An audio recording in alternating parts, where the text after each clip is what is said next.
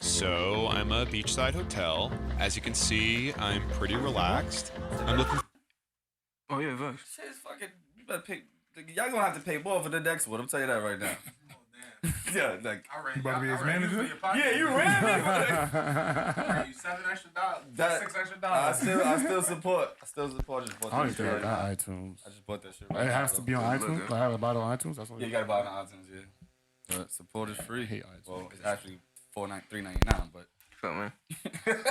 Yo, welcome to 40Central podcast, man. This is episode 136. We here Thursday. I mean Monday. Today's Monday. Manual Mondays. Damn, don't rest the week, bro. Don't rush the week, man. I had a long fucking night. Nigga trying to skip over my day. My fault. Take over then. Oh, no, I wasn't saying all that. What's good? Introduce your man. What's good, everybody? This is weird. I don't usually do this. JT, you want to take over? No. What's good, everybody? How y'all doing?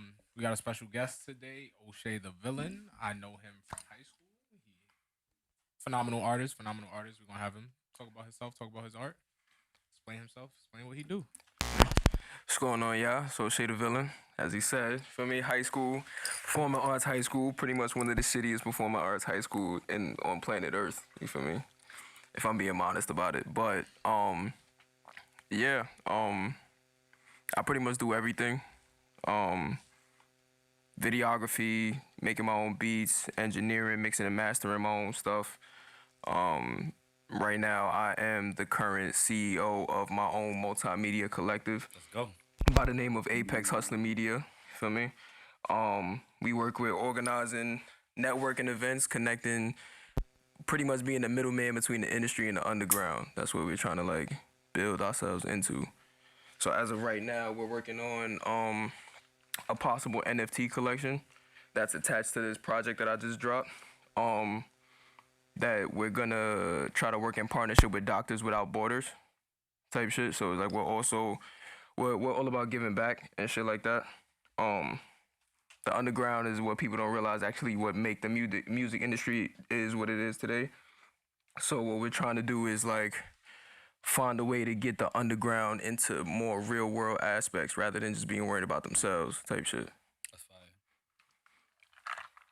Doctors Without Borders. That's cool. That's what made you pick that? Well, I mean, just being from where we from type shit. You know, we don't really get good healthcare where we from. You feel me? I feel like instead of worrying about where we at right now, we could come to that later. I feel like we should just pay it forward first. You feel me? I like that movie too. Pay it forward. I mean, rather than keep it local, you feel me?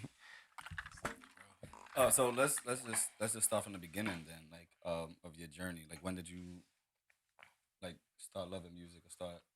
I don't know, you started rap first or sing first or be honest, neither. I actually started making beats and playing the violin when I was 8. Also taught myself the drums. And I used to play the drums in church. My pops actually was in the rap game. He went by the rap name Illacoin. He got a song with Black Rob on GTA 3 called By a Stranger. Hold on, let's ask the old head. You know that? No. Oh, okay.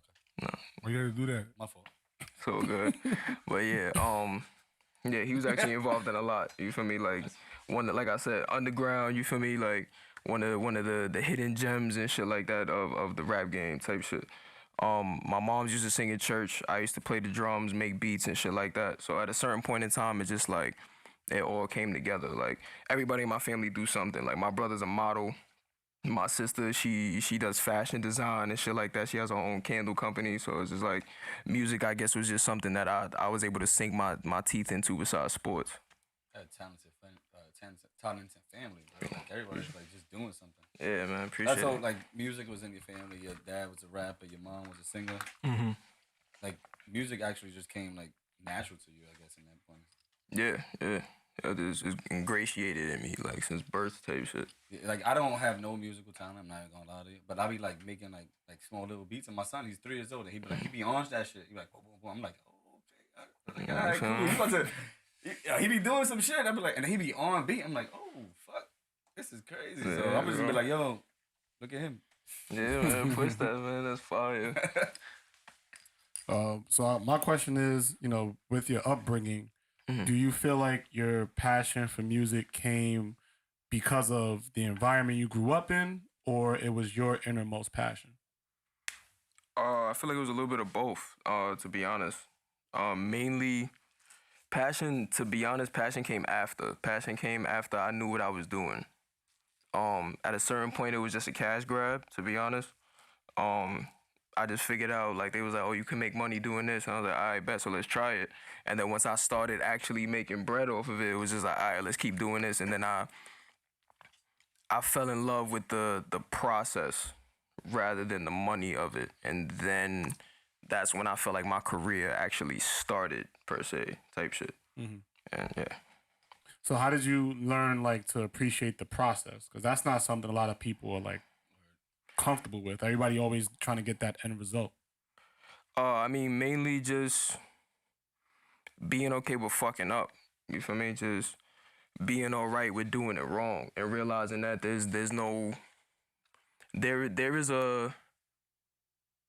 is a right way to do it, but there's no wrong way, or there's no one way to get the right answer type shit. You feel me?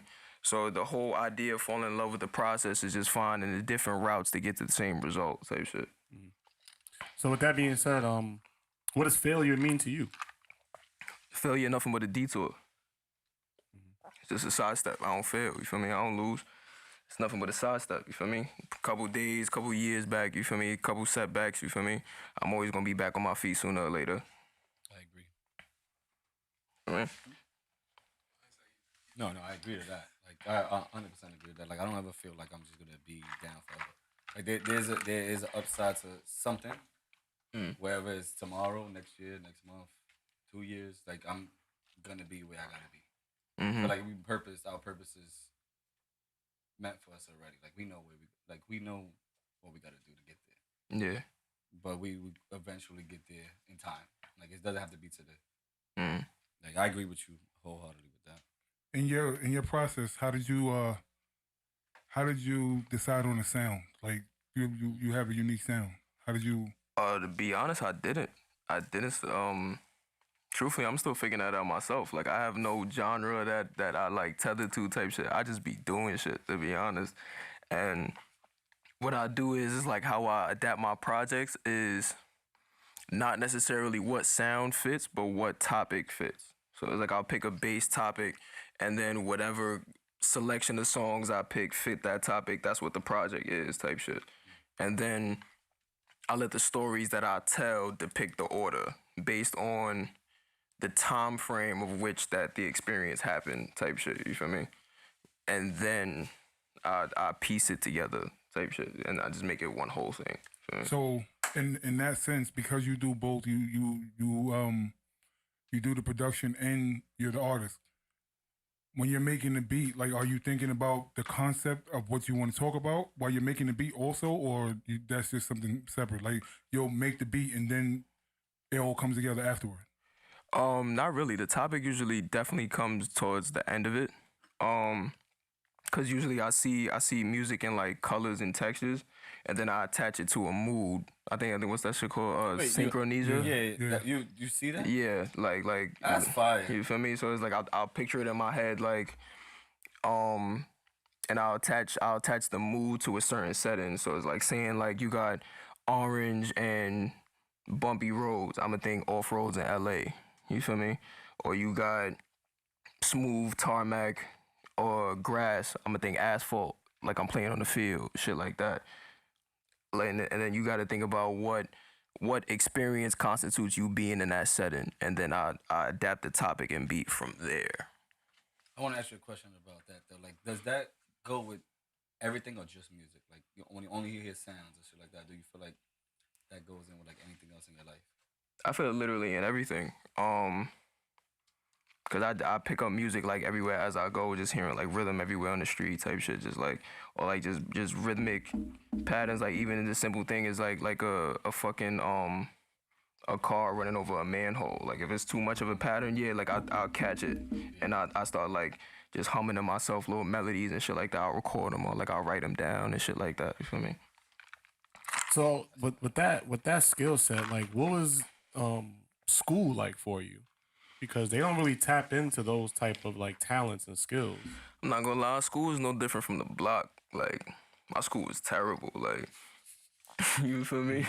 He can tell you no bullshit. Like, They got closed down, bro. You feel me? Like- what school was this? Nukes was high school. facts.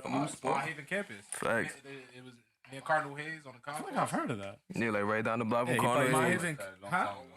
Oh yeah. What is that? Small Haven campus. That shit was No wonder. terrible. No wonder. I feel like honestly, bro, like after I graduated in 2012, bro, that shit just started going downhill. Like probably The school.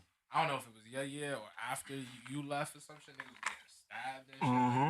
Like outside the school, it was crazy. Nah, niggas was shit. getting stabbed when y'all was there too. I It was mean, just yeah, niggas was bringing realistically, niggas brung guns to school while I was there. Like I Yeah. see niggas with straps in their book bag, but niggas wasn't getting shot either.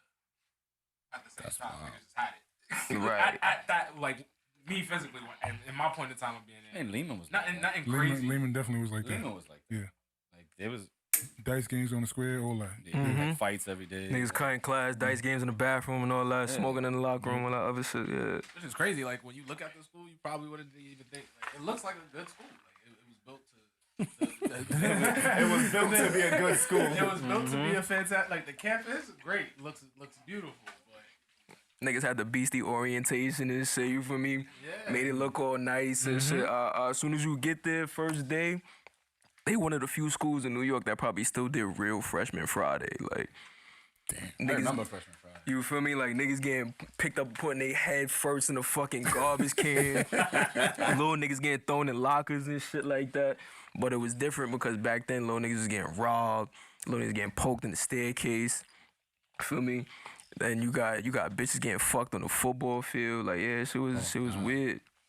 nah, yeah, shit was crazy. It was weird. Yeah, we had We was treaches. in the motherfucking staircase. Yeah, on the football field. Nah, we had a football fuck field. y'all. Yeah, all that. Olympic size football We had a little bit field. of class. Now, Take it to the B staircase. yeah.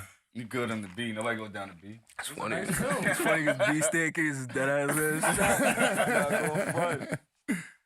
Damn, that's crazy. So wait, y'all went to school from what time to what time? I went from 08 to 12. Yeah, and I was from I feel mad old. 2011 to 2015. You know, you graduated in like 94, nigga. That I didn't. Nah, I feel old too, bro. Like they say they graduated in 12. Nigga, I graduated in 07. Like it's crazy. Nah, I graduated 2015. Damn. Yeah, I'm young. My fault. All right, we gotta go. Sorry, I'm nigga to drink. Nigga to drink. You go. old. So when y'all was in school together, was music like something that y'all both of y'all came into? I'm gonna keep it aside. Like we probably had conversations. We wasn't cool though. Like, Oh. Nah, we wasn't cool. We probably had conversations. I feel like I had conversations with like damn near everybody, but we weren't cool though. I have him on social media and I just been following just his musical journey. Oh wow. I like his music. Like, simple as that. So basically, high school didn't have any impact on your music like career at all. Yeah, nah, not really. Like, truthfully, I didn't even see myself doing music. Like, believe it or not, music was just something I did as a hobby. That's why I went to the school. It was just something I felt like, all right, let me go to a school to keep my dumb ass out of trouble. I was doing dumb shit young. The school was for like music and shit. Yeah, you That feel was- me? Oh yeah, right. That was the same shit that you went to. Yeah, it was That- at first. It was like a film school at first, and Oh, then transitioned into arts and shit. Oh, Like okay. So then they had like the drama class. They had chorus with like Miss McGuire and shit like that when she was there. Fucking dance, and that's mainly what they had me, and I hated that shit. Like, that Hold shit. on. Go ahead. I feel like I already know what you want to Hold ask. on. You was in dance class? That's a fact. You was you did performances? Yeah, that's a fact. Yeah, on YouTube? Nah. Nah. I was on News 12 though. No funny shit. Oh, for real? Yeah, I was on News 12. I did like a solo performance and some shit like that. They put it on News 12 for like a day or two, some shit. Oh shit. We was on News 12 too. Shout out to us. Yeah, it's fine. shout out to Us. Like, yeah, we did Thriller every year. Yeah, but mainly Music, all that other shit came after. When I was in high school, I mainly was focused on sports. Like I was supposed to, cause I was co-captain of the football team, and I got kicked out on varsity for doing some dumb shit. You feel me? Like we're not even gonna talk about that. Yeah. Dumb shit. Never happened. But boom. Never happened. Yeah, so music was just something like I started linking up with two of my boys, my son Germ Low, my son Freaky Flares. My son Germ, I went to his crib one day. He was like, "Yo, bro, I got this song for you, whatever. We about to sing on it, whatever." So I'm telling him that's not my thing. You feel me? Like I was into photography and videography. Like film was my thing. That's what I was supposed to go to college for, other than sports. So boom, ended up not getting to the college I wanted. Ended up going to business. Ended up linking on my son Germ. You feel me? We end up writing the song, whatever. You fucking with it, we take it to the studio. Take it to my son Flair's crib. Next thing you know, 4 years down the line, I'm here. Like it was just my friends putting the belief in me that I could do it. That's what got me here, type shit. And that was the first time you ever wrote to something? First time I ever wrote to something,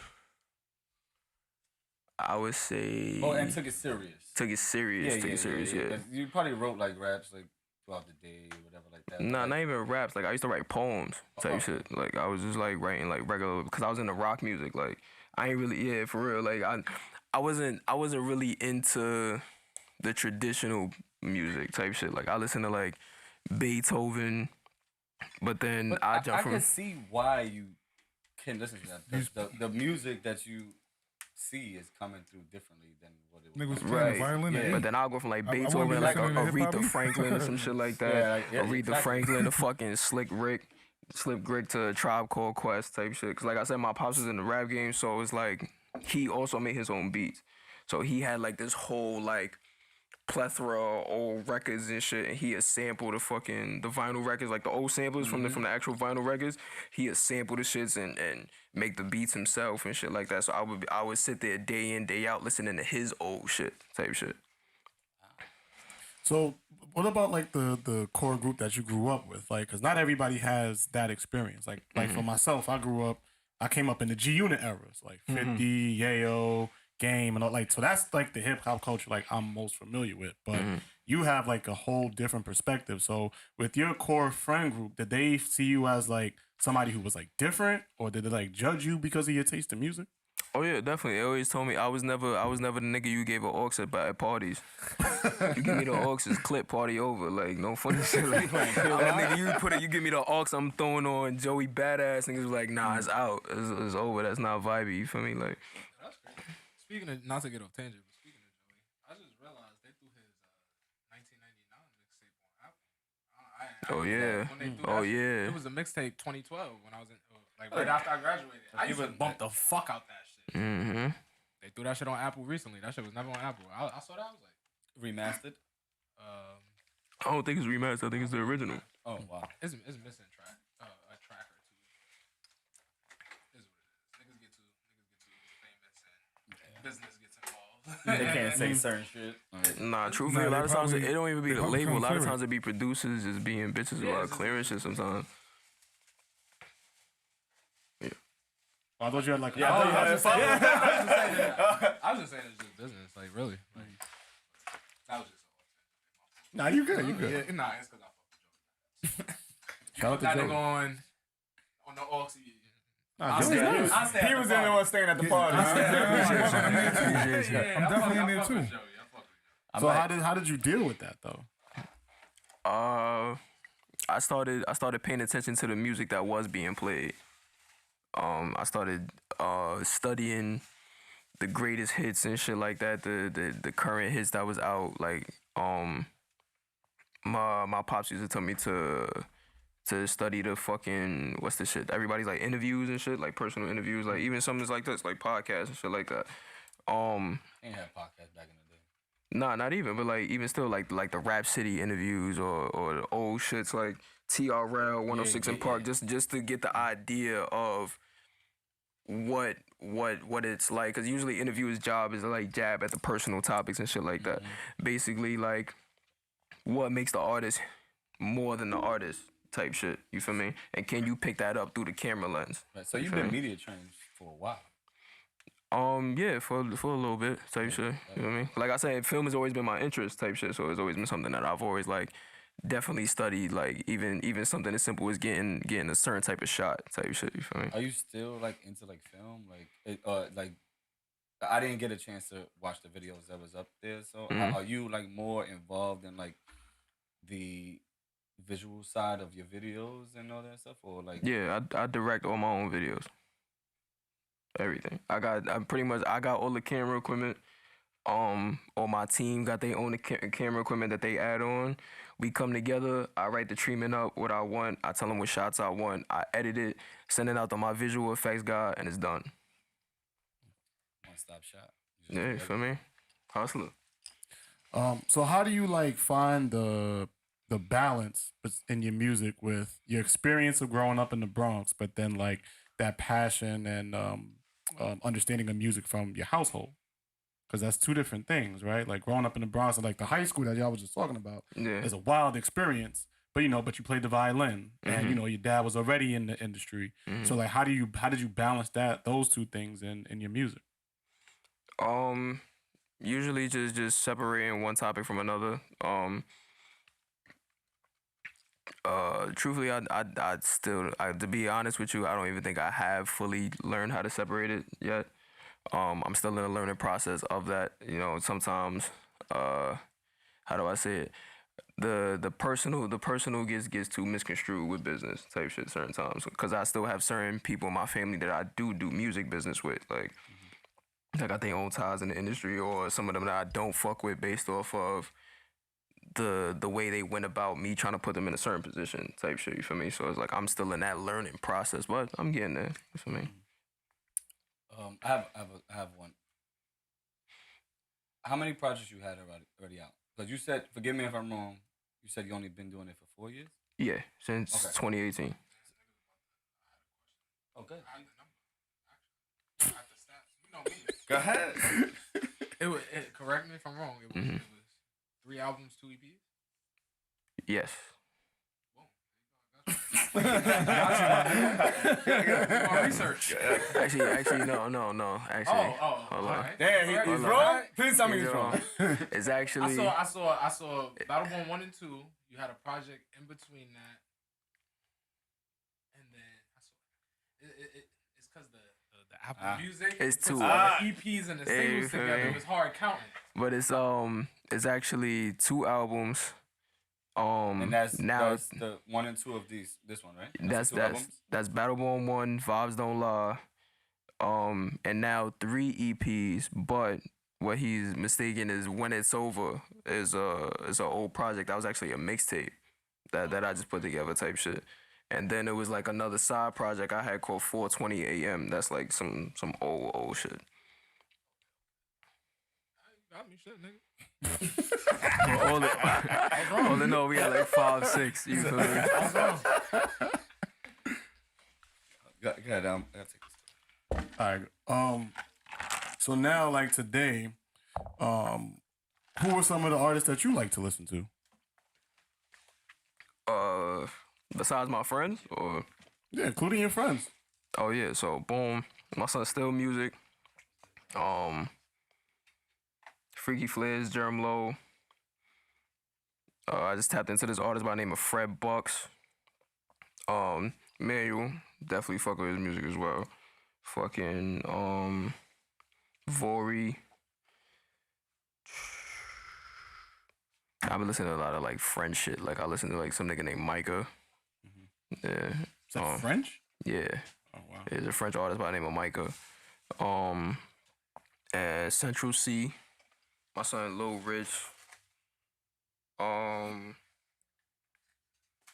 Yeah, I think that's pretty much about it right now. Charlie Puth.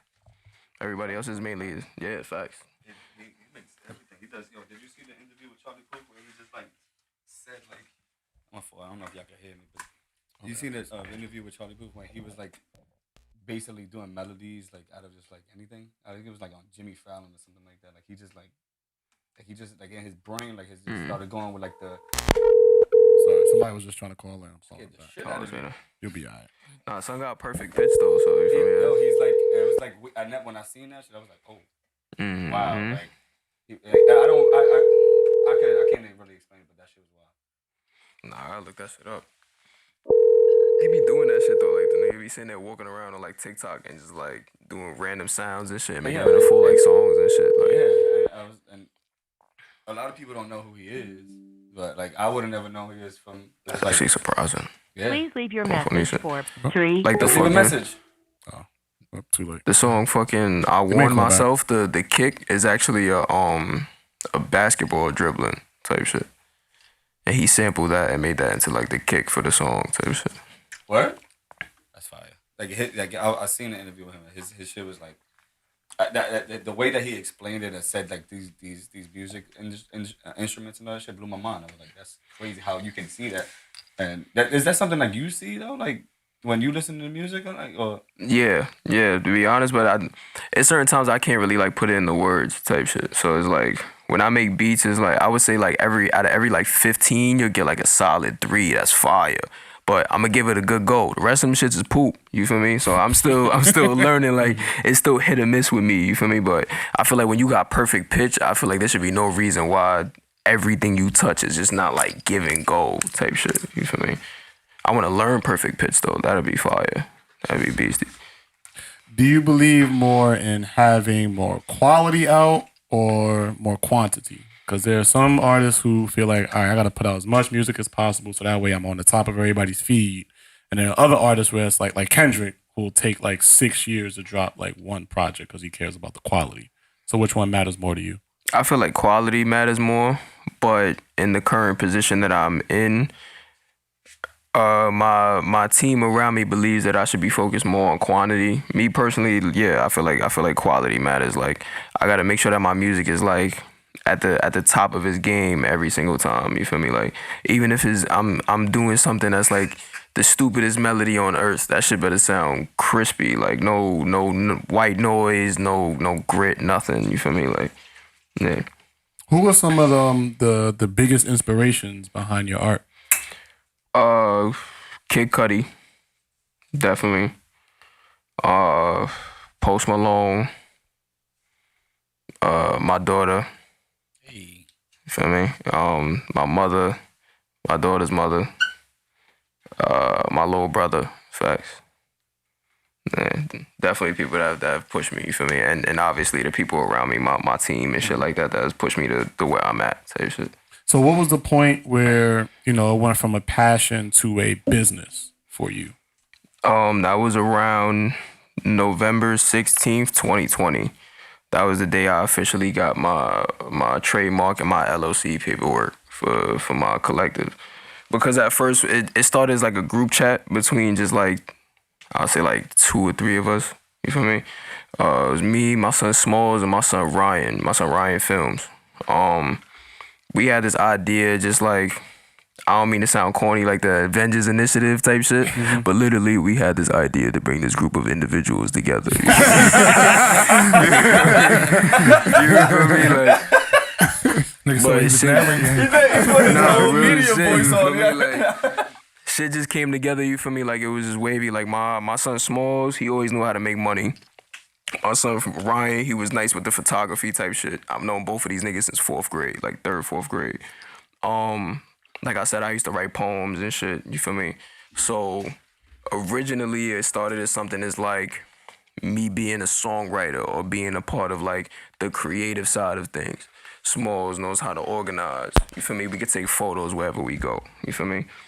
Later on down the line, once we got the LLC, by that time I was already working with my son Still, my son Rich, you feel me? So it's like working with them, they pretty much, I would say like iron sharpens iron type of situation, and Fig helped mold me into the artist that I currently am. You feel me? Yeah, it's just more along the lines of that type shit. And around what year, like, was this? Yeah, 2020. 2020. So how did, because a lot of our people don't really understand the significance of like having your paperwork in order when it comes to, like LLCs and trademarks. So who taught you that, and why was it important for you to get that paperwork in order? I went to college for it. I went to Monroe College. I got an associate's degree in business administration and a minor in entrepreneurship. So pretty much they taught me that as like credit is everything. You feel me? Like I always say this all the time. If they taught you what you're supposed to learn in college, if they teach you that in high school, college would not be necessary, type shit. So everything that I was pretty much supposed to be taught in the school I was at previously, by the time I got to college, it was just like, all right, so now now I'm on even more limited time than I'm already been on, type shit. I don't plan on being here for 4 years, so how can I use this to my best advantage to get some real serious money? You feel me? That's what I was saying about the cash grab situation. You feel me?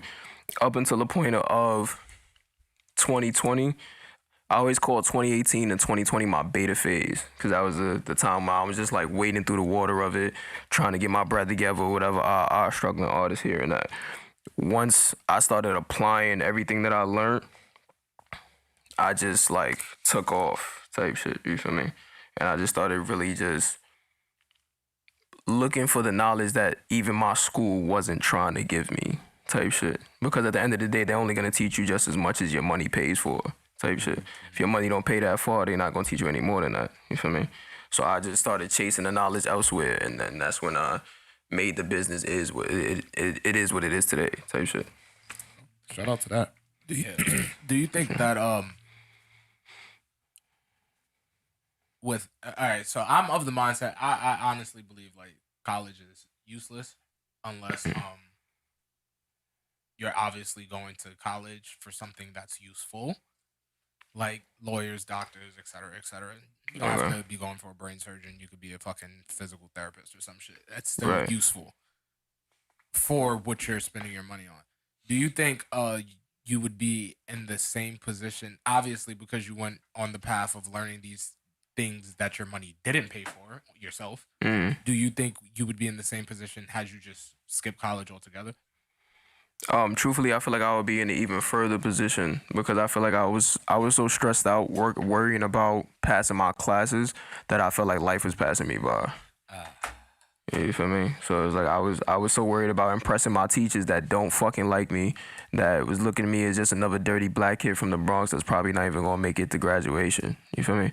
I've actually had teachers tell me, my accountant teacher, like, nigga is a bastard, nigga handwriting terrible, barely knew how to teach, but would sit there and like, you'll miss one day of class and then they get to talk to you like you a piece of shit. Now like, we make like more that. money than you, stupid fuck. Right. Sorry. My fault. Go ahead. Listen. I just felt that aggression from you, so I had to say it. You know what I'm saying? Nah, you feel me? Yeah, Like, you feel me? yeah. It's no Accountant aggression. teacher, It's no. you fucking little accountant teacher. Fuck out of here. Look where he at now, stupid. Nah, what? Still accounting. You still accounting. Account his books, stupid. Right. I'm sorry. Go ahead. Nah, it's all good. It's all good. You feel me? That's truthfully, look, underneath all this is definitely a whole lot of that energy, because you bugging the fuck out. Yeah. But you feel me? You want me to say it again? Nah, it's all good. You feel me? It's no hate for them niggas. You feel me? 'Cause even still, like I said, back in high school, you feel me? Remember Miss Namola? Oh, the Spanish teacher? Right. Miss what? Miss Namola. We used to call her Miss sound like Kneecaps. That shit was crazy. Yeah. That shit had faces in them. That shit was always Ashley. Loma, she was dumb racist. That shit was Nah, I took Spanish with that bitch for once. wait, hold bro. I could not wait to get out. Somebody's calling in. Yeah, we got a caller. Got a caller. Call from. Ryan from the Bronx. To accept, press 1. To send a voicemail, press 2. To accept, press 1. Accepting, chill out. Yo. Yo, hey man, I've been trying to call for like, man, the past 20 minutes. What's going on here, man? Sorry, we sorry. That's on us. We apologize about that. Man. Nah, Who's nah, this? you We didn't say. We saying Johnny good, from the yeah. Bronx. Say it again? What's your name? Nah, Ryan. Oh, Ryan. Oh, yeah, it's my son. Yo, it's good, bro. What's good, man? I got a question, man. Big fan from the Bronx. I got a question for Mr. Oshay the Villain. That. Yeah, man. So I actually got two questions. So my first question is, would you ever reshoot? Would you ever shoot a video to a song you made years ago? And then the second question is, how has your performance game, your stage performance game, been since your first performance versus now? If that makes sense. You know what I mean? Like your first show versus the last show you've done. Has your performance level changed? Your confidence on stage? Okay, those are my two questions. Oh, okay. Well, definitely for one, let's answer the second question first. Definitely, I feel like my performance level has like skyrocketed, and I'm only saying this just because of the fact that I'm just thinking about the most like recent shows and shit like that I've done. Um, my confidence now is like through the roof compared to where I first started. And it's funny that you So say that because actually the other day I was seeing one of my first shows, professional shows. I did like a fashion show, like a middle school type shit.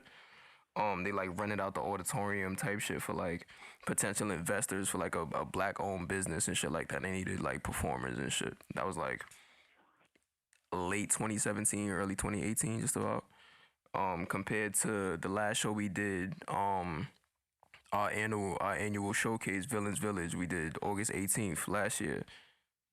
Fire, crazy. You feel me? Like 200 people. You feel me? Backstage party. You feel me? Niggas was just vibing.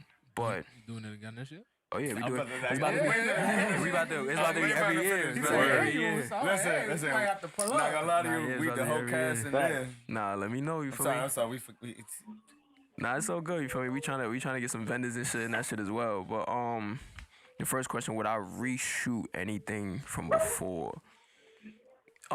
yeah, would you reshoot a song that you shot like in 2018 that you made in 2018? Would you shoot a video now to it? So, I Or would once it's done, it's done. say- Mr. Ryan, is there a song that you would like him to reshoot? I mean, I got a lot of fucking songs that I personally Give me a like. list, nigga. Be specific. Nah. I got you right now. Hold on. I got you right now. I got them saved. You know what I mean? I got you right now. Hold on. Cause I All would right, say so, top floor, but I know you got some picks. So let me hear some. Right off the top of my head, Minutes. Song you made, Minutes, that's off tough. of Battleborn. That's some shit I definitely, visually at least when I hear it, I can see visuals for it. Minutes is something that I definitely been jacking for a minute. And then even as recent as Vibes Don't Lie, like the beginning part of that album, No Rush, that beat is stupid. 40 Below is tough. And then Top Floor, I don't know if there was an official video for Top Floor. Yeah. Top floor is definitely that's something I definitely got to reshoot. I did the video to that shit. That So shit came out. That was just whack. something to throw out there. Nah, that's fire. Yeah, nah, I'm about to write that down as soon as I get up out of here. No funny shit. Text that shit to me, nigga. Cause don't act like I don't know you in real life, nigga. So would you reshoot some of those videos? Nah, definitely. Not even reshoot. Minutes is actually something I've never shot before. So like that's actually new for me. No rush either. So that's fire. Yeah, definitely. I feel like those are songs that I want to touch when I get to more of like a more professional level of camera work type shit. Like that gotta be like, yeah, you feel me? Like that gotta be like red camera, like top tier footage. Like you feel me? I'm talking about like you gotta bring the cars out, you gotta bring the drones out, shit like that. Everything gotta be like fast paced. It gotta look like a fucking Mission Impossible movie. Not to say that we have camera gear, but we do have a camera that shoots for Netflix. So another one after this. Like this is not the only one we got. We got people on our team that do have more cameras. So that's something we can talk about after that. I best say that. Yeah, if you want to shoot it, Copy. we get that shit shot. Better say that. You feel me? Yo, Ryan, you listening? Yo, tap in, man. Yo, Ryan, Yeah, I'm still here. follow the page too, man. Like and subscribe. Appreciate Yeah, you. nah. I'm not gonna lie. I just got exposed to your podcast. I'm already subbed, notifications, all that. Appreciate Like that. I'm fucking with it. You Yeah, know what what's I mean? up, Ryan, And I'll tell you right now. No funny shit though. Yes, After sir. this interview with him though, man, if you want to come up here and talk about he does photography. That's the one that you said Ryan, that Yeah, does. it's a fact. Yeah, it's a fact. He does. So if you want to come up here next and have a conversation with us too, you're more than welcome to. I appreciate that, man. I see what y'all doing, man. Keep it up. Consistency is key. We all come from the same area, and we all just trying to make it. So when we support each other, nothing but great things can happen, man. So I appreciate it. Yo, love to all of y'all. O'Shea, you know we're next, man. Keep it up. Yeah, have a good man. night. Yeah, Love you, thank you dog. for the call. Thank you for calling in. Next time, All bro, right, you gotta you bring the whole ready. team. Oh What we yeah, of do. course. Hell yeah. Next time Hell we bring the yeah. whole team, we have a good shit with everybody and see like what's everybody doing all that shit. Bring them along. Bet. That's a more than fact. welcome. Oh shit, That's I a thought he was gone. I thought he hung up. Nah, now he hung up. He Oh hung up shit. Oh man, what's up, Ryan? This nigga is Cool. jokes. Do y'all got any questions for him? All right, think about it. We come back to you. I mean, all right. So I got a question. You did? It's gone? That's because you smoked too much weed, nigga. All right. So, So I got a question. So me personally, as an artist, I have these times where I leave the studio after recording this song, and I'm like, yo, this the one. Like this is that shit. This shit is fire. Like, and this is also being an avid listener of music. So like obviously, you're gonna be some level of bias to your own music, but me personally, I could separate that. So I'll leave the studio like, yo, this is the one. This shit is fire. How do you navigate around the times where you think this is the one, and then it turns out that that's not the case? Like, it could still be a fire song, don't get me wrong, but it's not the song that might have went as far as you thought it was gonna go. How do you navigate around that? Do you keep pushing it? Do you move on? Well, I mean, usually, to be honest, I actually get tired of hearing the sound of my own voice. Like, I feel that, nigga. I have like a serious like, yeah, 'cause like I have like over 250 songs. You feel me? Like, that's like current, cause I deleted like I deleted 427 songs from my back catalog, and I have like 250 new after type shit. So at a certain point, when you're making content at that high of a clip, you feel me? Yeah, you feel me? It's just like you get tired of hearing your own voice. So truthfully, at a certain point, like, I don't know which one is the one. You feel me? It's just whichever ones that I'm not tired of hearing my own voice are the ones that I resonate with more personally, and then I just hope that other people fuck with it more. You feel me? Like, cause usually a lot of the times the ones that I fuck with the most are usually the ones that people are like, yo, this should go crazy. The ones that I'm just like, it fits for the project, but I'll listen to it later. You feel me? Those are the ones that niggas really don't fuck with. They don't gravitate towards. You feel me? Shit like that. Okay, follow-up question. So how me personally as well, I'll have those type of songs, like I'll record and I'll be like, it feels like too much to put out, right? Right. How do you cause me, fuck it, I shoot the clip, put it out anyways. If it's good. How do you navigate around that? Like, do you feel, obviously when it comes to art, it has to be personal to resonate with people. But do you feel like sometimes things are too personal, or are you that open of an artist to let your fan base in on that level of? I mean, yeah. I mean, I've actually talked about this in the Drewski interview that I did. Nobody wants to sign up for a fake experience. You feel me? So it's like I gotta keep my music as authentically me as much as possible. A lot of the times when I make my music, I speak in metaphors, or I speak in like I said, in poem terms type shit, haikus, or other funny shit. But when I break down my words, I'm usually most of the time talking about something that either I'm aspiring to do or something that's already happened type shit. You feel me? NYPD don't be watching my shit. You feel me? Get off my dick. I'm outside. I'm doing something positive. You feel me? But you know what I he's mean? working with Doctors with Borders, man. No, Yeah, you feel me? Fuck outta Like, here, stupid. that's it. But I ain't say nothing crazy. You feel me? I'm a church boy. I sing. That's it. Play the But drum, boom. violin.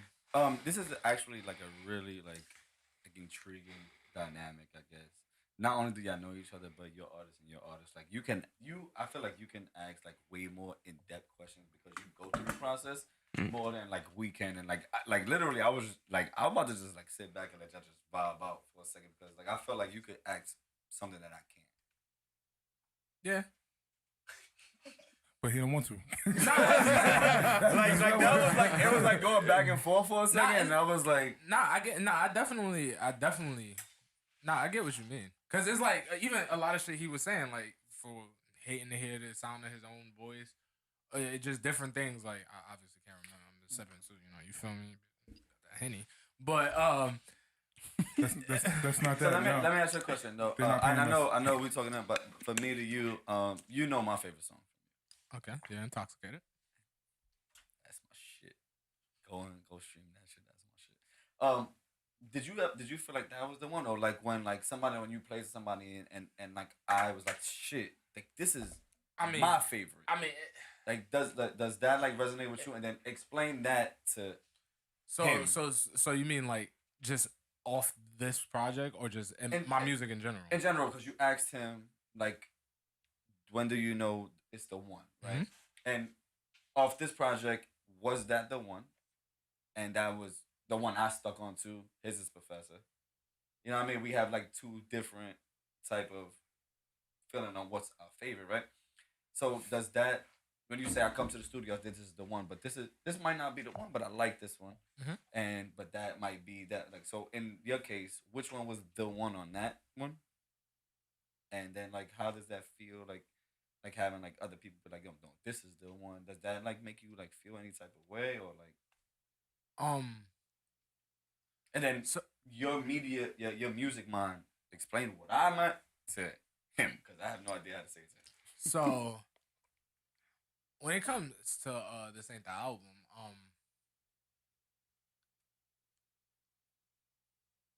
I honestly didn't. If I felt all right, so I honestly didn't feel like there was a one on there. But if I did have to choose one, it is Professor, personally to me.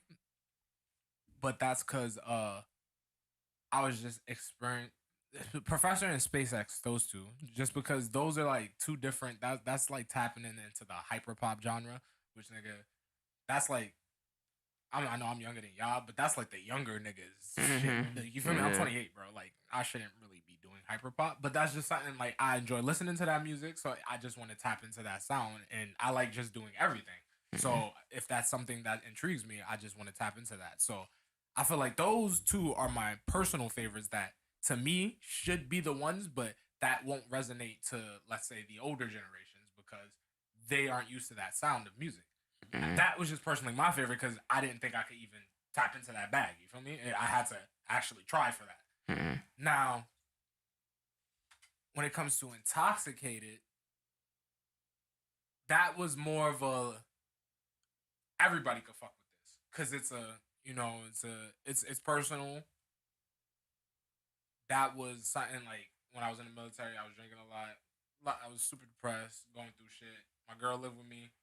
Kind of took a lot of unnecessary anger out on her at times. So that song was like specifically, it wasn't because of her.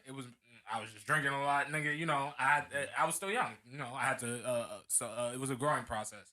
So that was more for her. But I knew that was something people can relate to because everybody fucking drinks. Everybody gets into relationships. Everybody has relationship problems. That's something people can relate to. So I felt like that was the one that the average listener would be like, nah, yeah, I could rock with this.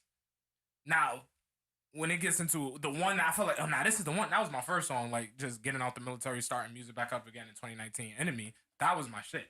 I felt like that should have personally went farther than it did. It did good for my first song, 20K streams, whatever.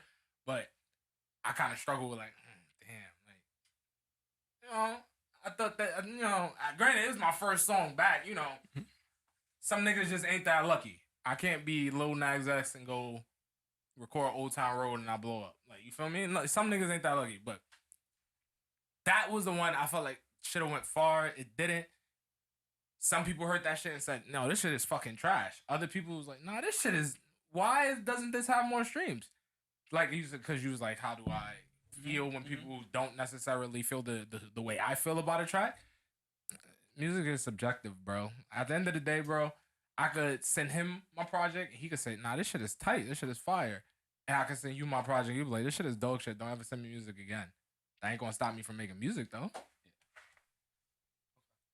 But that's why I feel like as an artist, like, don't you like sell yourself short when you put expectations on your music? Because I feel like you were saying, like, you had a song that you thought was the one. I feel like even that expectation alone is like, yeah, it's the one to you, but your interpretation of your music is different than, like you said, mine's, his. So I feel like with any creator, like once you put the expectation on this is what the people are supposed to like, you set yourself up for a potential disappointment when it doesn't get the feedback that you're looking for. And you're definitely not wrong because, well, for one, it's natural to just have expectations. Like, you feel me? When you do something like, especially something like producing music, even like a painter, just when you're producing art, it's natural to have expectations because this is something personal and important to you. This is something that you're pouring out of your soul, like, and put into people. Yeah. It could be something meaningless lyrics wise. It could be something meaningless, or it could be something like moving, but it's still something you're pouring out. So obviously, it's natural to have expectations. Having those expectations at the same time can also be detrimental because at the end of the day, like, if that shit don't go far, that's gonna discourage you. You shouldn't necessarily put that on yourself, but it's natural. Like, now, as you were saying, the one for me could not necessarily be the one for the next person on fucking, hey, Insecure on my project. I didn't even want to put that shit on there because I felt like it was like a little too personal. But I was like, all right, fuck it. I'm just, whatever. Other people like it that I let listen to the project before I release it. Fuck it, I'm gonna throw it on there. That's like, that shit got a star on Apple Music. Like, you feel me? I didn't even want to throw that bitch on there. So it's like, it varies with each and everything. Like, I felt like that was something that niggas wouldn't even fuck with, and then they did. So it's like, it could be a hit or a miss, definitely. And having those expectations could either help you or fuck you over. Yeah. How do you feel about that, though? Definitely. He has a 1,000% point with everything. I feel like at a certain point you just gotta do what feels right for you, type shit. I guess when it comes into terms of numbers type shit, when you have, I guess with us as artists, we gotta play the guessing game type shit. And usually when your demographic latches onto a certain sound, that's when they tell you to push the gas on that, even if that's something that you don't fully resonate with. You feel me? So that's our job as artists. Usually we're just playing the guessing game until something sticks, push the gas on it until we find the next thing that sticks, and then keep going. And that's how people build their fan bases and shit. But more often than not, usually we're just doing what feels good to us. You feel me? But usually the personal shit, you feel me? That's the stuff that I tried to personally stay away from at a certain point until I got put in a position that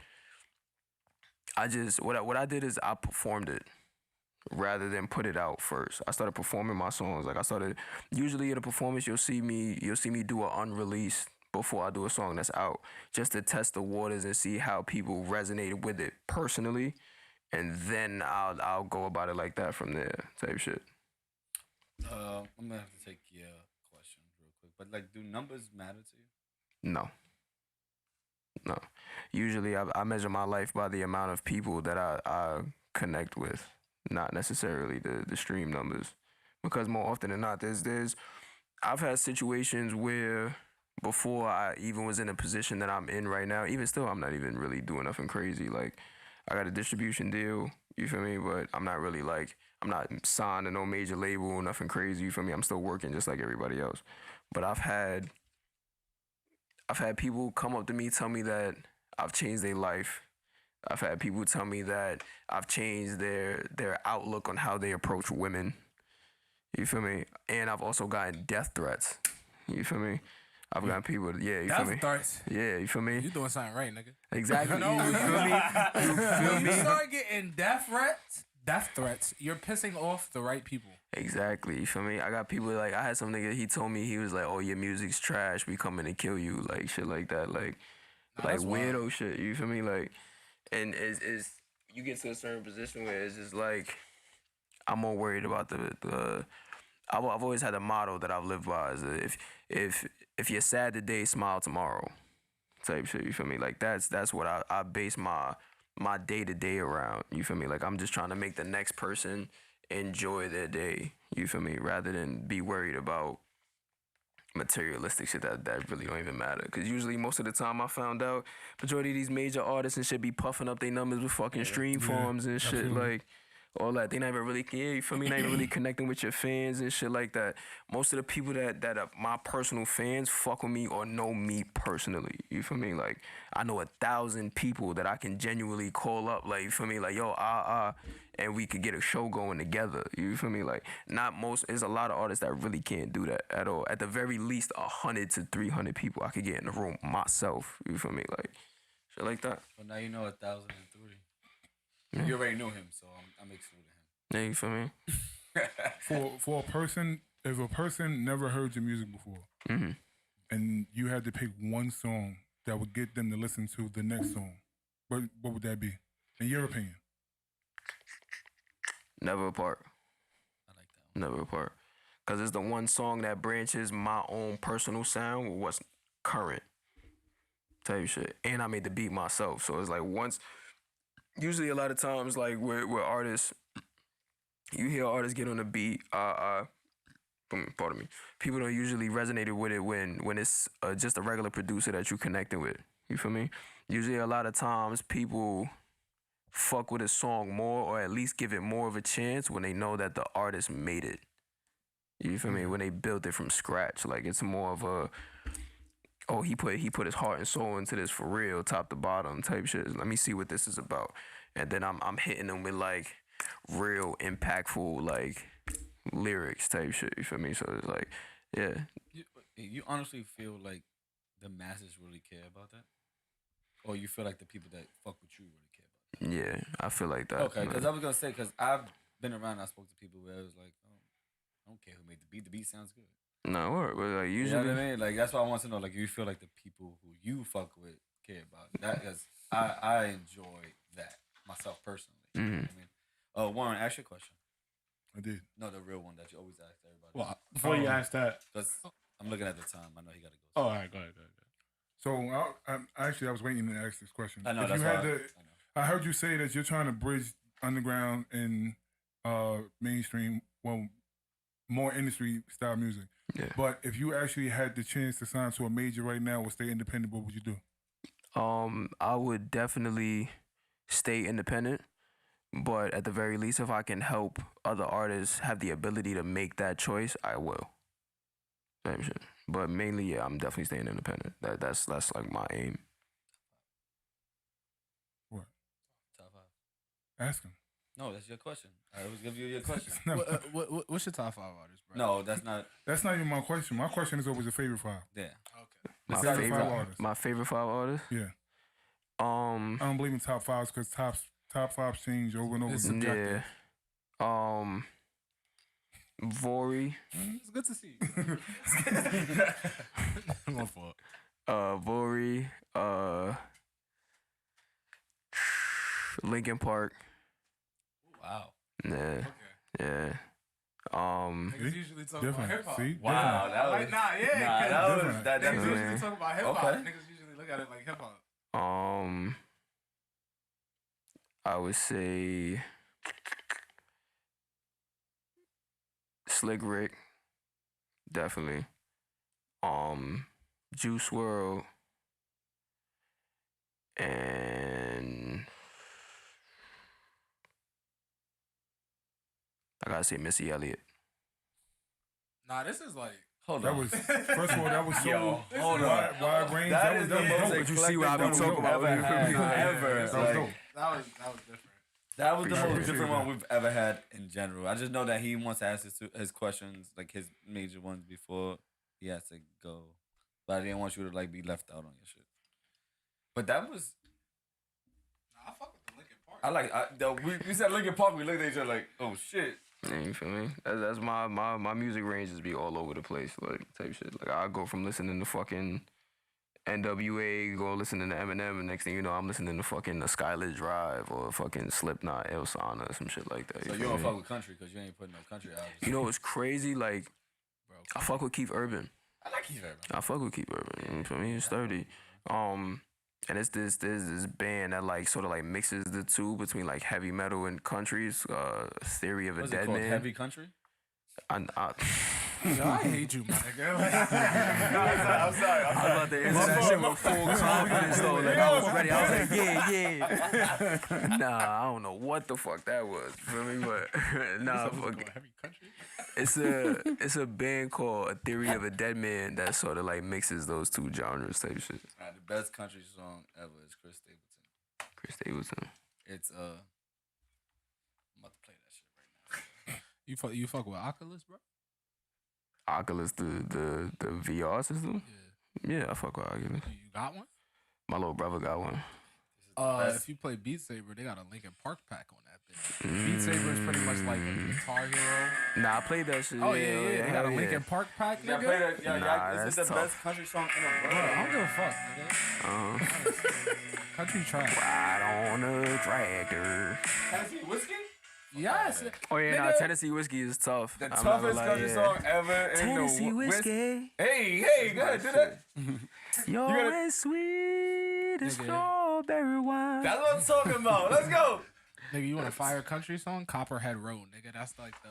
Is it like it's like heavy country? Or? No. I mean, it's not. Oh my god. Stop saying that shit, yo. That shit is the Cupid love shuffle of country music, bro. Oh, what? What's it called? No cap. Copperhead Road. We going. Oh, When I was got in now, Joe. no, nigga, Copperhead Road, not Cotton Eye Joe.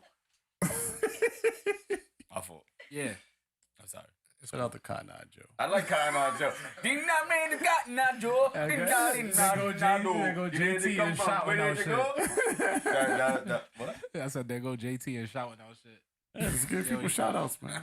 Always show love. Always show Shout out to the people that did the sidewalks yesterday. Shout out PreSonus. Shout out PreSonus for the mics. Well, thank you for your service. Oh, nah, don't do that.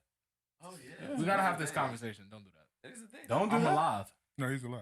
I'm alive. Veterans Day is his day, bro. Come on, you gotta get together. So, alive. today I didn't know is that. the day? Memorial Day. I'm not dead. Hello. Oh. How you doing? Hello. Hello. Well, I didn't wish him. Technically, I didn't wish him happy Memorial. No. Thank you for I your mean, that. That is a big misconception that people misconception. get? No. Yeah. No. It A lot of people is. do mix it up. It's amongst like civilians though. Like the military niggas like know the deal. Like we celebrate it for the remembrance of like he passed, but he was a Marine, so like we celebrate it for them. But I'm alive. So we Gotcha. can't say. I mean, you can say whatever the Say fuck that you to want. You feel everybody. me? I'll say thank you. No, but like. But Like if you was saying just thank if you was just a saying thank you regular for your person, service? if you was just a regular person, I would say thank you. But because we're on the pod right now, we got this conversation. Like, Yeah. don't. You would think Don't of wish his me service that. on Veterans Day, now Memorial Day. Okay. Yeah, nobody ever broke down the two. I feel like I mean, not. Yeah. I mean, when you're a civilian, you're a civilian. You don't know these things. It's niggas cool. just barbecue, bro. That's what we do. Nah, I mean, hey, bro, I didn't realize Niggas ain't Memorial even Day was barbecue like today. something you There wish was like. no- Yeah. There was no barbecue. Because people today. gotta go to work tomorrow. We barbecue on Sundays now, bro. First of all, you Phoenix barbecued on is true. Sundays and didn't invite me. I told you why. You got a barbecue I didn't barbecue. No. You was at a barbecue? I went to a barbecue. where other people And could have. there might have been a conflict had Justin showed up and the other person showed up. So therefore, What about everybody I'll else? fuck with burgers, nigga. okay. That's crazy. I guarantee crazy. there wouldn't have been no Reason. conflict if I It showed wasn't up. a Niggas don't know me. That's It wasn't crazy. my barbecue to invite everybody. All right, His name came up because we partying bullshit I feel you. on Friday. Niggas ain't valid. I don't know. Basically, You wasn't there. I don't know what to talk about, but First of all, you said you going to the why you got pool. nervous? You said you going to the pool party tomorrow. You still going? I'm going to the pool party. 'Cause he's definitely gonna be there tomorrow. you going to a pool party? We're gonna talk about that after the show. Yo, Anyway. who is this guy? Anyway, let's get back to our guest. Pool Okay, we got a parties. couple of more things I want to talk about. Concept of this last album is what? Well, continuing the. If I'm continuing the story from Battleborn 1, Well, I'm sorry to cut you off, but if it's a continuation, tell us about Battleborn 1 because I haven't heard it yet. okay, well, Battleborn 1 is pretty much it's a 10 song project about cause I believe in creating like not masterpieces. I don't want to be arrogant, but I like to create I believe in making soundtrack music type shit. So it's like usually when I make projects, it's with the idea of each song being a certain kind of scene type shit.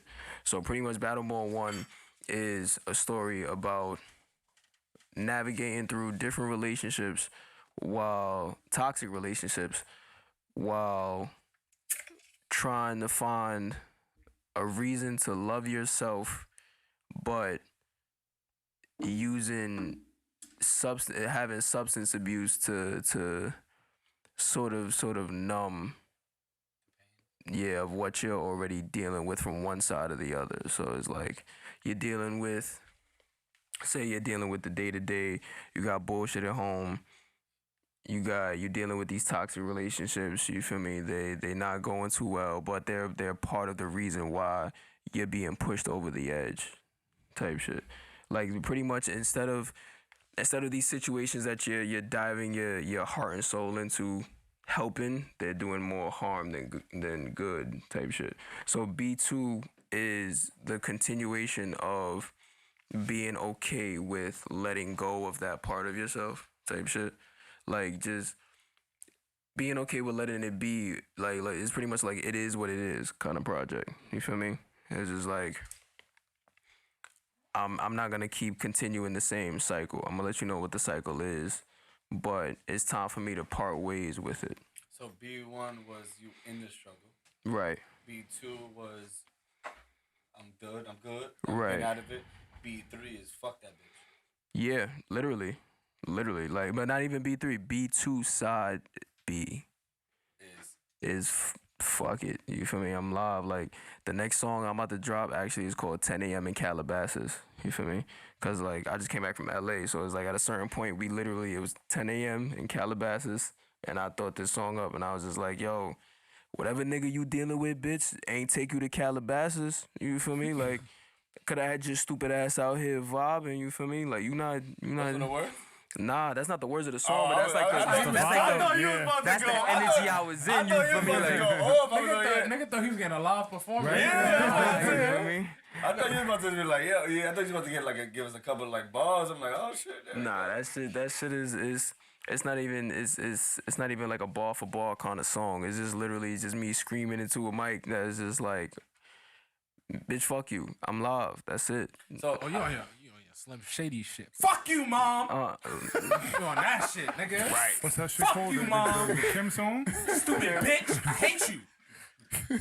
I like that, man. That fuck you album, that might be it. 'Cause there's a lot of people that people need to say fuck you to. Nah, word. No funny shit. No Well, funny well, shit. I- so- my mom, she's a nice lady. I love you, mama. Sorry, mom. Oh, yeah, Sorry, mom. Everybody's mom up here. We love. Shout out to all the moms. Shout out Shout out to to mom. the Happy moms. Mother's Day. Another shout out. Another shout out. Another shout out. I always get my shout out. So I feel like you already have your three concepts of this like trilogy, right? Mm-hmm. What is next after that? I guess like do you wait until you feel some type of inspiration, or like you already know what that's coming? Oh no, I'm 5 projects in. Like I said, I have a shit ton of content. So it's like right now I'm just truthfully B2 was actually something that wasn't supposed to come out until next year. It was something that I was actually pushed in position to drop because of a tape that I will not speak of that was put under improper management that I currently am in talks of getting my shit back. You feel me? So we'll talk about that another time. Definitely when I come back. Hopefully by the time I come back, that's you feel me? Hopefully by the time I come back, that shit's situated. But niggas playing with me. But B2 came out, and then B2 was supposed to be one whole entity type shit. But the people that I was dealing with on top of my management team were telling me that if I don't want to present it as an album, then I might as well just split it up into 2 EPs. So that way I can stretch it out and let it impact people more because it's in their face a lot longer. Then rather than me just putting it all together like I did with B1 and just letting everything fly and spending all this money on marketing and all this other shit, you feel me? So it put me in a position to play my music smart.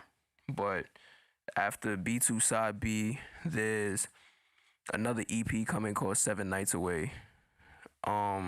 Strictly R&B music. None of the whole running about and mixing in genres. I'm sticking to a serious sound with this one. And then there's my album, which is sort of like a not a letter to, but an explanation to my daughter of who I was before I had her and why having her made me who I am today. That's fire. Type shit. And the name of that project is called Father Weight. Father Weight? Yeah, like featherweight, but father weight. type shit. You feel me? Cause I used to box. I was training for Golden Gloves. But I had to quit because I had a car accident type shit. But what didn't you do? Like, nigga said he played. I ain't go to space. Play football. I ain't go to space. No Fast and Furious shit. Space is not real, bro. No Fast and Furious shit. I ain't leave the dome yet. Manual Mondays. Space ain't real, bro. We had this conversation, bro. The flag was fake, bro. Yes. That shit wasn't blown in the wind on the moon. There's no wind. Yeah, yeah. That shit was produced by Hollywood. I can see that. But anyway, go ahead. To the interview. But yeah. It's usually conspiracy theory Mondays. I mean, that's fine. I fully believe that shit was a hoax anyway. You feel me? Bush did 9/11. Oh shit. Well, before we get to conspiracies, I got two more questions. George Bush hates black people. The first question is, I only have one question. damn, nah, almost forgot my question. Y'all just threw me off. Nah, you good. It's gonna come back to me. What does support from like a fan or like no, matter of fact, let me rephrase it. How do you feel about friends and family who don't support your music the way you think they should? I feel like you have no obligation to. That's your business. You feel me? Like your music taste is pretty much your preference. You feel me? But don't sit there and wait till you see it pop off or halfway fuck with me, and once it pop off, all of a sudden you like, yeah, I knew you could do it, because then I'm gonna slap the shit out you. But be that as it may, yeah, a lot of times, like, if it's not your preference, I'm not stressing that shit. I'm the type of person I support on my own accord. You feel me? So if I fuck with something, I fuck with something regardless, whether it be in my mans or somebody I don't know from a hole in the wall. I like what I like. That's my business. But I'm not gonna hold that against somebody else making the choice to not fuck with me. You feel me? Like, I'd rather just let shit be what it is. Everybody got their own preference. Fuck it. You feel me? And what does support look like in that regard? Like, does that mean I have to share your music? Does that mean I have to comment on your music? Does that mean I have to buy your music? So what is it? What is someone, let's say, if I want to be a fan and I want to support you, like, what do I have to do to show that support? Literally something as important as letting me know that you listen. You feel me? It's just that means the world to me. You feel me? Like, usually a lot of times, like I said, I've had people come to me and tell me crazy things about what my music has done for them. You feel me? But usually I'm okay with just knowing that my music reached them. That in itself is fun, because I even got fans overseas. You feel me? And shit like that.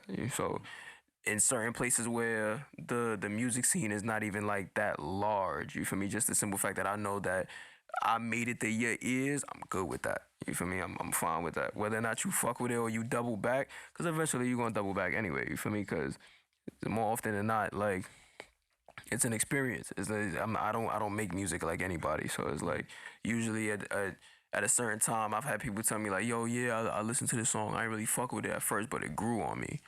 You feel me? I'd rather it grow on you than you just blatantly be like, nah, I don't fuck with this shit at all. This nigga's trash. You feel me? Shit like that. So, and you also said, this is my last question, you said that you got a death threat from one of your records, right? Mm-hmm. So with that, like, what would be your advice to an artist who is afraid of cancel culture, right? Like, not putting something out because you may get that type of, like, response back? Give it 2 weeks. Stay off the internet. You feel me? Wait till another scandal come out and you good. Yep. No funny shit. Cancel culture don't exist. Didn't Drake's mom? Wasn't that Drake's mom's advice? Right? Give it 70. Like, after his son shit, she was like, give it like 72 hours, and the next person gonna do something dumb or something. I actually heard a comedian say it. Oh, was it? What? Am I? I heard a comedian say it. It was probably a comedian. Who the hell said that shit? I feel like that was a thing. Somebody's mom was like giving 72 hours. Like, it was like a 72-hour rule. Give it 72 I know hours. T-Pain said it. T-Pain said it in his stream, and he was like, yeah, he's like, yeah, get that shit like 2-3 days, and Yeah, they gonna that might figure have out been something I else. watch a lot of Twitch and YouTube. Did y'all hear about the conspiracy that Jack Harlow is really Drake's son? I seen that. I seen that stupid ass shit, bro. That shit is dumb. That shit pissed me off, bro. There's somebody in the world that really believes Came it. over here. No, That's it was to shit. save him from Nigga, something. nigga, I'm a conspiracy theorist, and that shit is bullshit, bro. That shit is Niggas think the crazy. niggas Vegeta or something? Like, Trunks came back. Fuck out of here, Watching his younger self, like, Yeah, like, he's gonna do this thing. Don't. Yeah, But I saw this shit, I started crying. nah, that shit is funny though. No. I have a question though. I have a couple of questions. What's next then from here on out? What's next for you? Like I said, right now we're focusing on the NFT collection. Oh yeah. Making sure that gets situated for sure. I got a salute. I got a couple more whatchamacallit, like single drops and shit like that in between. But mainly I'm just focusing on being a good dad right now, to be honest. I The respect music is done. Needs a You horn. feel me? that. Yeah, he needs the Sorry, horn. a That- clap. Feel me? My fault. I was there. I was on the way. My fault. It's all good. But yeah, No beef. How old is the baby? she turns 2 in July, Should I what? 30th. Leo. Yes, sir. Best in the business. My birthday's the 20th, so I'm just like right there. Man, Oh, it's very fire. Fire. My daughter's the 10th though, so it's like Oh, that's Leo, dope. too. Our girls is gonna be like that's gonna be your best friend. Bro. My daughter about to be 13, so That's dope. it's like trust me, like that little. What are you? You're a Cancer? Nah, I'm a Leo. Oh, you're a Leo. Uh-huh. I don't know about y'all. Nah, we You lying. for me. You she- lying. You lying. I don't know about a Leo kid. You're a Leo. Yes. I don't Me and know Titi. you. Wow. Hey, you don't know him? Nigga, Nigga, that's your I was waiting for somebody. That's Theo Warren. Stop. Yeah. See? Niggas starting to know. They starting to know the truth. No. On that note, but no, it is. That's gonna be your best friend. Nah, That's that's a dope. good way to leave. Right there. Boom. Still Warren is out. Yo, I gotta go. Thank you for your time, Make boy. this body up. Don't come back either. Don't text me. Oh, you were serious. My nigga, I walk in the crib. You already know the vibe. Stop playing with me, yo. First of all, don't text me where we going after this. We're not going nowhere. I'm going home, nigga. I gotta get up in the morning. You gotta work, bro. He got the Con Ed truck outside. Oh! Who's the snitch? I'm out of here. Pack it up. I mean, to be fair, Justin already snitched, though, bro. never He said- snitched at the top of the episode. But I never said. God damn. Cover me and the vehicle. My fault. Yeah. My fault. Allegedly. Allegedly, yeah, we just joking. Allegedly. Definitely allegedly. Nah, it was an MTA bus. Verizon, we hate you. You said Verizon? I just had to say something. Mr. Softy. And Mr. Softy. Nigga selling ice cream. Nah, need some dots. And like you said before the pod we was talking, I like critiques. Mm-hmm. What do you got for us? Truthfully, I don't have any critique. You mean like in terms of a podcast? Yeah, whatever you want. Whatever you want. It's yours. Or just like the experience here. I mean, the experience, you feel me, is very, very comfortable. For me, very homey. You feel me? Not saying it in a corny sense, but y'all seem like y'all have a very tight knit unit type shit. You feel me? Even at the very least, y'all know y'all way around y'all system type shit. At the very least, y'all don't. Yeah, it doesn't feel scripted, and it's not scripted. You feel me? I'm just like, y'all know there's no prompts over here. You feel me? This is all natural. Everybody just vibing. You feel me? And that's fire, because that's something that people, like you said, y'all only been doing this 2 years. You feel me? The type of way that y'all moving, from what I've seen, is people that's got 10, 15 years in the game. You feel me? So it's like, that's fire. You feel me? That y'all have that much of a drive and a work ethic that's matching up to people that got a decade's worth of experience. You feel me? So that's fire. You feel me? Like, I don't got nothing but admiration right now. You feel me? To be honest. Listen, man, I'm a fan. I would like to Appreciate that. I would like to work with you after this and maybe let's do some shit. Yeah, let's do it. And I really appreciate that. Like, a lot of people come in and say, like, first of all, I'm not gonna lie to you, he was a guest. That's a Word? fact, nigga. We going. I don't know if we got a Sharpie so you can sign this. bitch. No, we got a Sharpie. He signed it. But when they was The having first day. people sign the board, I was the first nigga. Sign it. 20. What was it? 2020 or was it? No, that was 2020. 2020. No, It was nice. Nah, it was 20. 2020. Yeah, it was 2020. Definitely 2020.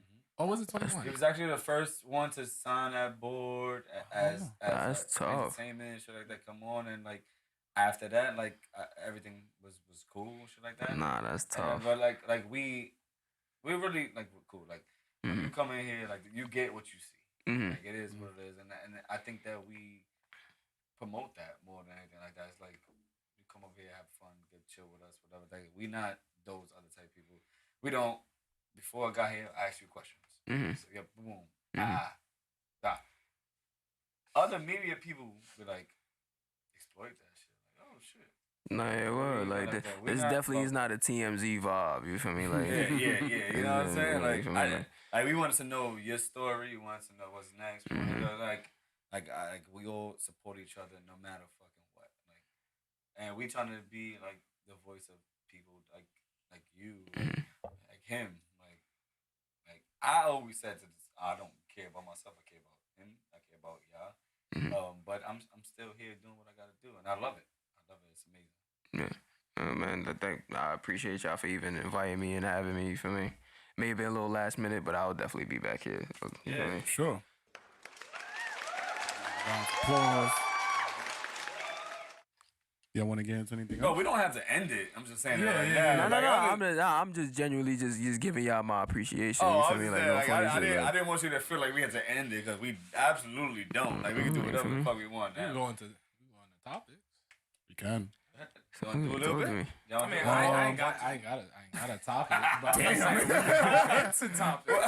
What do you up. feel about like them using like the lyrics for since you artists like using lyrics in like cases and like gun and shit? That's fake whack. I'm not even gonna lie. But there are certain artists who genuinely be snitching on themselves. Like, I mean, there's certain points where it's just like when you giving niggas blatant clues, you feel me? Like, what you expect niggas to do? You feel me? They gon' you know these niggas, these pig niggas, they gonna follow a lead wherever it go. You feel me? So if that's the only lead they got to go on, and you pretty much you ratting on yourself type shit. You feel me? But yeah, nah, I don't fuck with that shit at all, to be honest. I just feel like if that's what they gonna do, motherfuckers gotta be smarter. You feel me?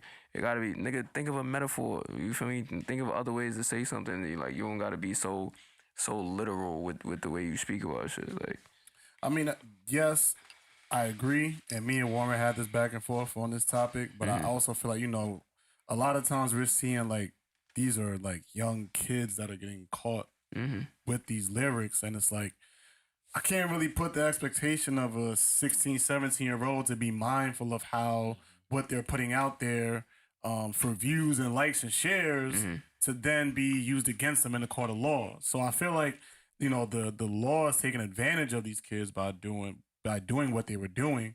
But I do feel like the law was necessary because you shouldn't be like, if I'm a painter and I paint somebody getting thrown off a building, I shouldn't be held accountable for that. And that was my reaction about a writer.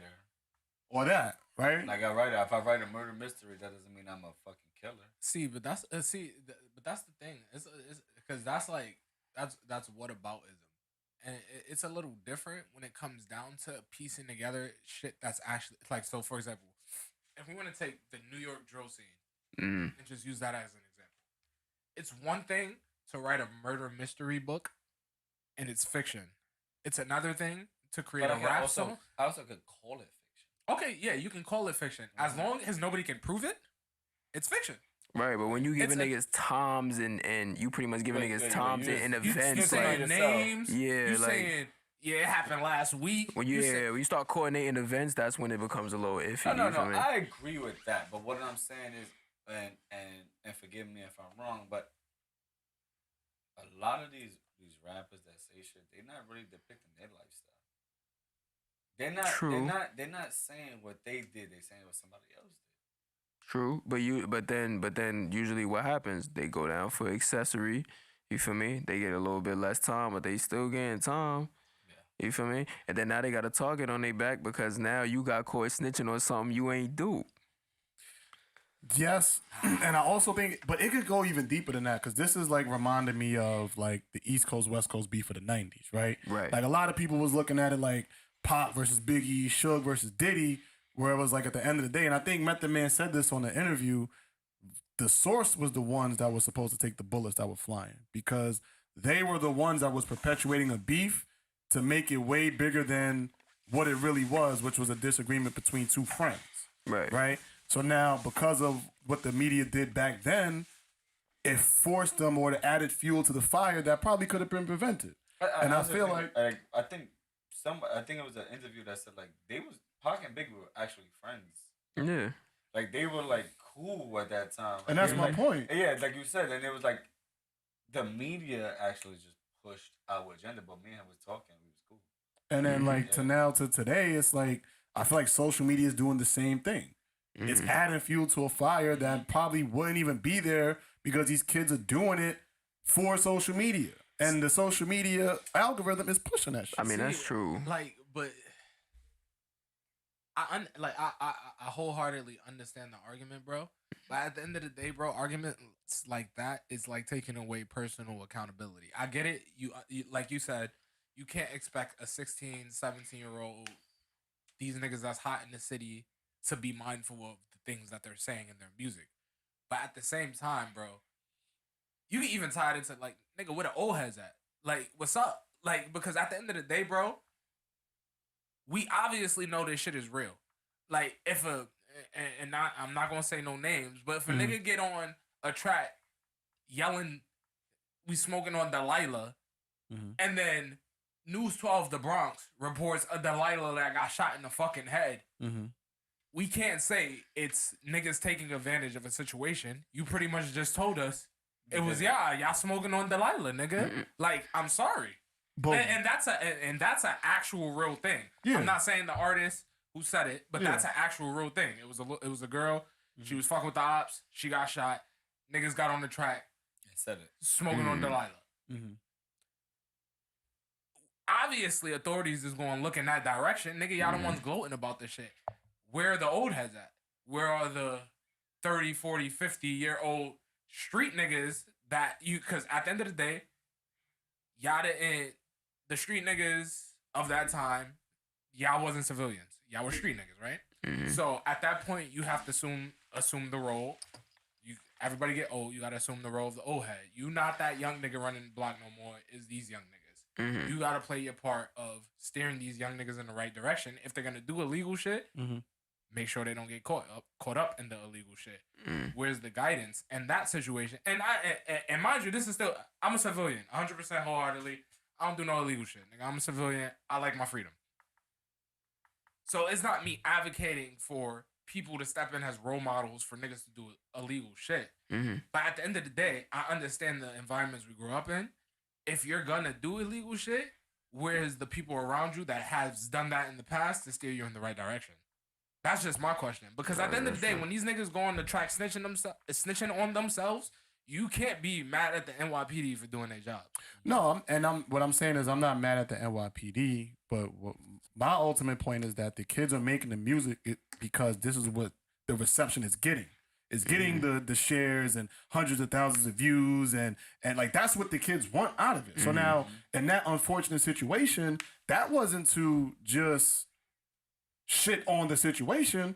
They seen it as an opportunity to potentially get something out of it, which was the clout. Right? So now these social media companies that know this shit, that purposely perpetuate this shit, was to say we're no longer putting any music that is implicating any type of shit that that you brought up. Right, but we cutting all that shit down. But that also puts them in a position because haven't you noticed there's more different like streaming apps and shit like that for people to put up their music and shit like that. You don't think that these companies got some type of hand in these new apps that's coming out? You feel me? Because if they're not putting diss tracks or drill music on the main radio, where does it go? You feel me? I feel like right now what they're trying to do is they're trying to push drill music and back into the era of Spinrilla, back into the Dat Piff era. You feel me? The mixtape apps and shit like that. Take drill music back to the underground type shit. You feel me? So people can get So they can make their money off of it, because with the average drill artist, like I said, I'm an engineer as well. So the average drill artist comes into a session. I worked in certain sessions where a lot of more often than not, these niggas is doing songs about shit that they never did. I've had sessions where niggas will put a female in the booth to say and write the song for them because they too scared to say it themselves, because they scared of ops that they don't have. So they're trying to create ops with some random female that they was fucking, some random trees that they sitting there just trying to put her in harm's way just to make sure that they stay out of it. I've seen motherfuckers come in there, niggas ain't never even touch a gun, let her know how to clean one. But sitting there talking about they shot this, that, and the third person. You feel me? Like weirdo shit. You feel me? Like you said, like the clout. You feel me? So I feel like at a certain point, what is the industry's next move is the question towards drill music. So my thing is, obviously, the industry's not gonna step in. They profit off of it. Because at the end of the day, the whole music industry spectrum works like there's X artists. X artist blows up off of pushing this this kind of violent content. Label exec signs X artists because of this content. Because label exec also has a hand in privatized prison. It's double dipping. They benefit both ways.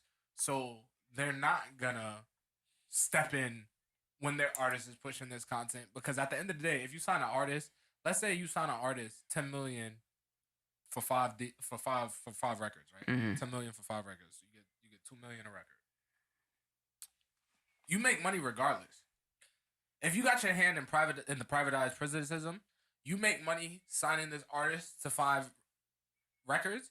He might produce 2 and go to jail. You still making money off of him going to jail. So it doesn't matter if he doesn't produce the other 3 records, because you got your hand in both industries. It's the same thing. That's why I say, not to cut you off, but it's the same thing. I don't want to cut you off, but I think that I made that point. No, But you asked it was that different. question. It was a different point. If the artist, you're making the point where he was trying to ask, where it was like why would I sign you for? Yeah. I seen that shit. I seen that shit. Right? Is that what you? I watched the podcast, so I see. Isn't that what he? Asked? Yeah. Oh, great. Perfect. And so to tie it in as well, I feel like it's literally the equivalent to, like, let's say the medical industry.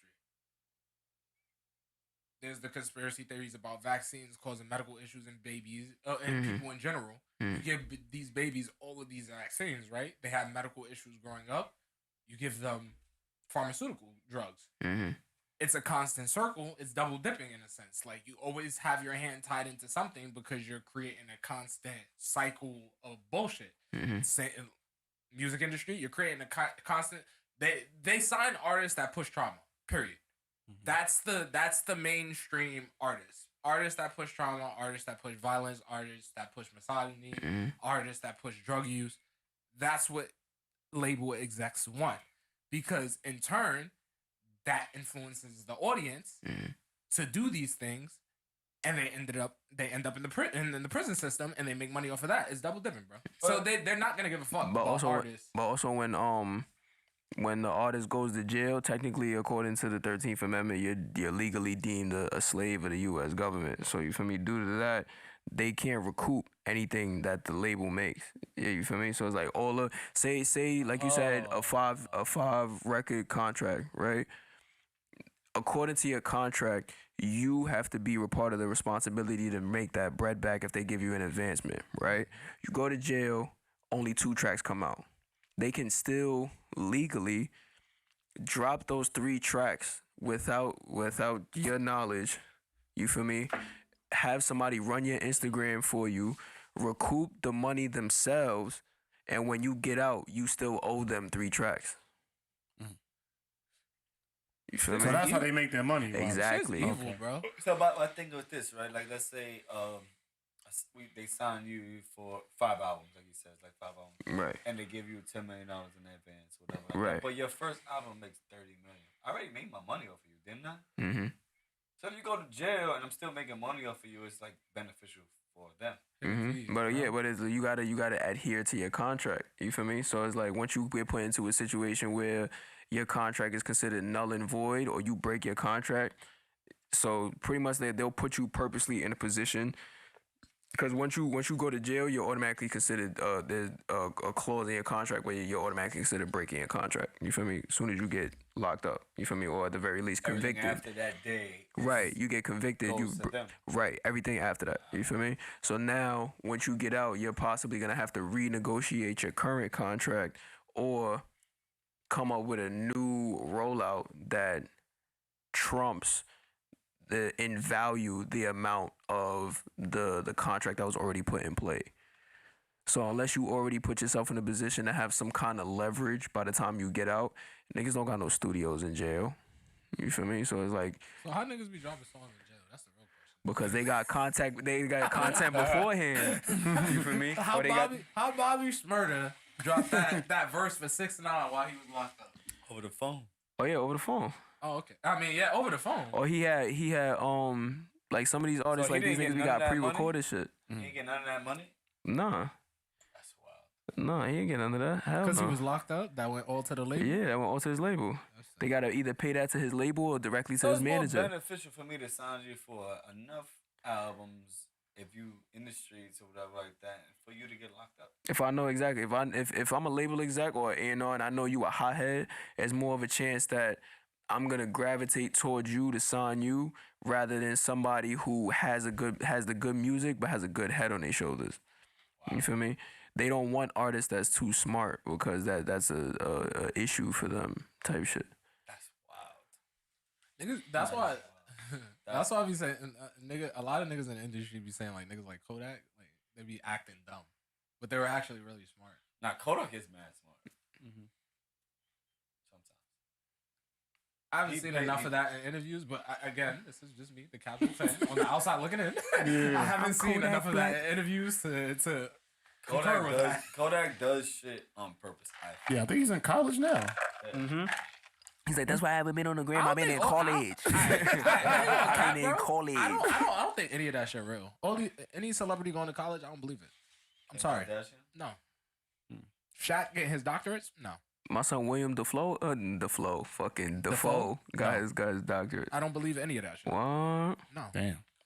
Listen, if y'all giving out doctors, I feel like it's bullshit. Denzel I honestly Washington? feel like it's bullshit. Because all right. Well, I think Nick Cannon went to college. Let's put it into perspective right now. Let's say you are Shaquille O'Neal. We all Shaquille O'Neal. Mm-hmm. We got the money we've made through our NBA career, endorsements, et cetera, business ventures. Mm-hmm. Honestly speaking, are you going back to school? No. Okay then. But a lot of them get like honorary degrees. Like they don't be like accredited college it's just degrees. like Charlamagne just got one. Or some of them get degrees just so they can have certain conversations. That's Honorary. I could become an honorary police officer. It's bullshit. I see. Yeah. Nah. But you would have to do some type of like act. But why wouldn't they have to get do that. some type of schooling? That's what he's saying. No, they pay for that shit. A lot of them pay for it. But are they paying for the schooling or are they paying for the degree? For the degree. Yeah, like they'll give them bread like, yo. So once they pay, but understand what you're saying. If they paying for the degree is bullshit. They don't need the schooling, they pay for the degree. No, but it's an honorary degree. Like that is essentially But is that insinuated an honorary degree. But is Think an about it like this, Is an when- honorary degree So if honorable or Right. noble? Think about it like this: like somebody's trying to get into a college, right? And they pay a bribe to guarantee that their student is gonna get straight A's throughout the entire year, regardless of how hard or how little she works. You feel me? Or he, or whatever the case may be. That this student is gonna get straight A's the entire time. Now, you feel me? You're an A-list actor, athlete, so on and so forth. If you have enough money or credentials that you can pay for that degree, what is the point for the schooling? Because that's two different degrees. The degree that's saying I was there for 4 years and got these credits and sat in these classes is different than an honorary degree when we just honoring you for doing some shit for the school. Okay, but so am I supposed to? So am I supposed to call Shaquille O'Neal when I see him, Dr. O'Neal. You don't have to, no. No, but By the You know- degree? No, I don't think so. It is an honorary degree. The same way, like if you got an honorary master's, that don't mean you could just walk into a school and be a teacher. At least I don't think so. okay. I think you need an accredited degree. Okay. Because all honorary means is that Okay. you just you just looked out for the school, so we looking out for you. And that's Okay, how so I we interpret it. We on the same page. We just explain Yeah. it. We No, explaining no, the no, same no, shit no, different yeah, ways. Yeah. Definitely. So I just look at it like I don't give a fuck about any of these niggas going back to school. Yeah, don't It's get me all wrong. bullshit. It's Like, a I'm bullshit sorry, it's degree. bullshit. Like, Yeah, it's it's a bullshit So degree. Kim Kardashian becomes a lawyer. You're not gonna tell me this bitch passed the bar exam, nigga. She wasn't smart enough. She wasn't smart enough not to get recorded having sex on camera. You're not gonna tell me she was smart enough to pass the That was bar. a play, though. That was a play. planned. No, of course, yeah. Don't get me wrong. It was planned. We all know that Yeah. by this point. But I'm just saying, even certain aspects, this bitch has panic attacks because she doesn't know how to dress herself. Like, you're not gonna tell me she was smart enough to pass the bar exam. Like, and that's an actual thing that was on Keeping Up with the Kardashians. This bitch says she has panic attacks because Kanye's not there to dress her anymore. I feel like that's. Yeah, that's I feel like all of that was just a play to keep her relevant. Truthfully, I feel like as a Yeah, they content smart. creator, They're I smart. feel like somewhere in their house they have a content calendar of what bullshit they're gonna start for the current week. I promise you. I mean, I Absolutely. feel like Hollywood is straight bullshit, so you probably are not wrong. Yeah. You feel me? Like you be like, all right, so bet today we gonna call Kanye over. We gonna start some shit. We gonna gaslight him. Boom, he gonna wild out on Instagram, and we gonna build the rest of this content calendar off of how he reacts. You feel me? Pete Davidson up? I'm not gonna lie. I feel like P gonna do some weird shit and bite him. Like I don't know. Like P look like he like to nibble. Like no funny shit. He look a little You ever strange. seen that? You ever seen that Instagram shit where he was like, "Graham butternuts, Nah, right. Twist his dick. Twist his dick. Yo. twist his dick." Nigga was in a UFC match, right? And the nigga sitting there fighting, and the nigga recording, and the nigga just gets up. Nigga said, "Twist his dick."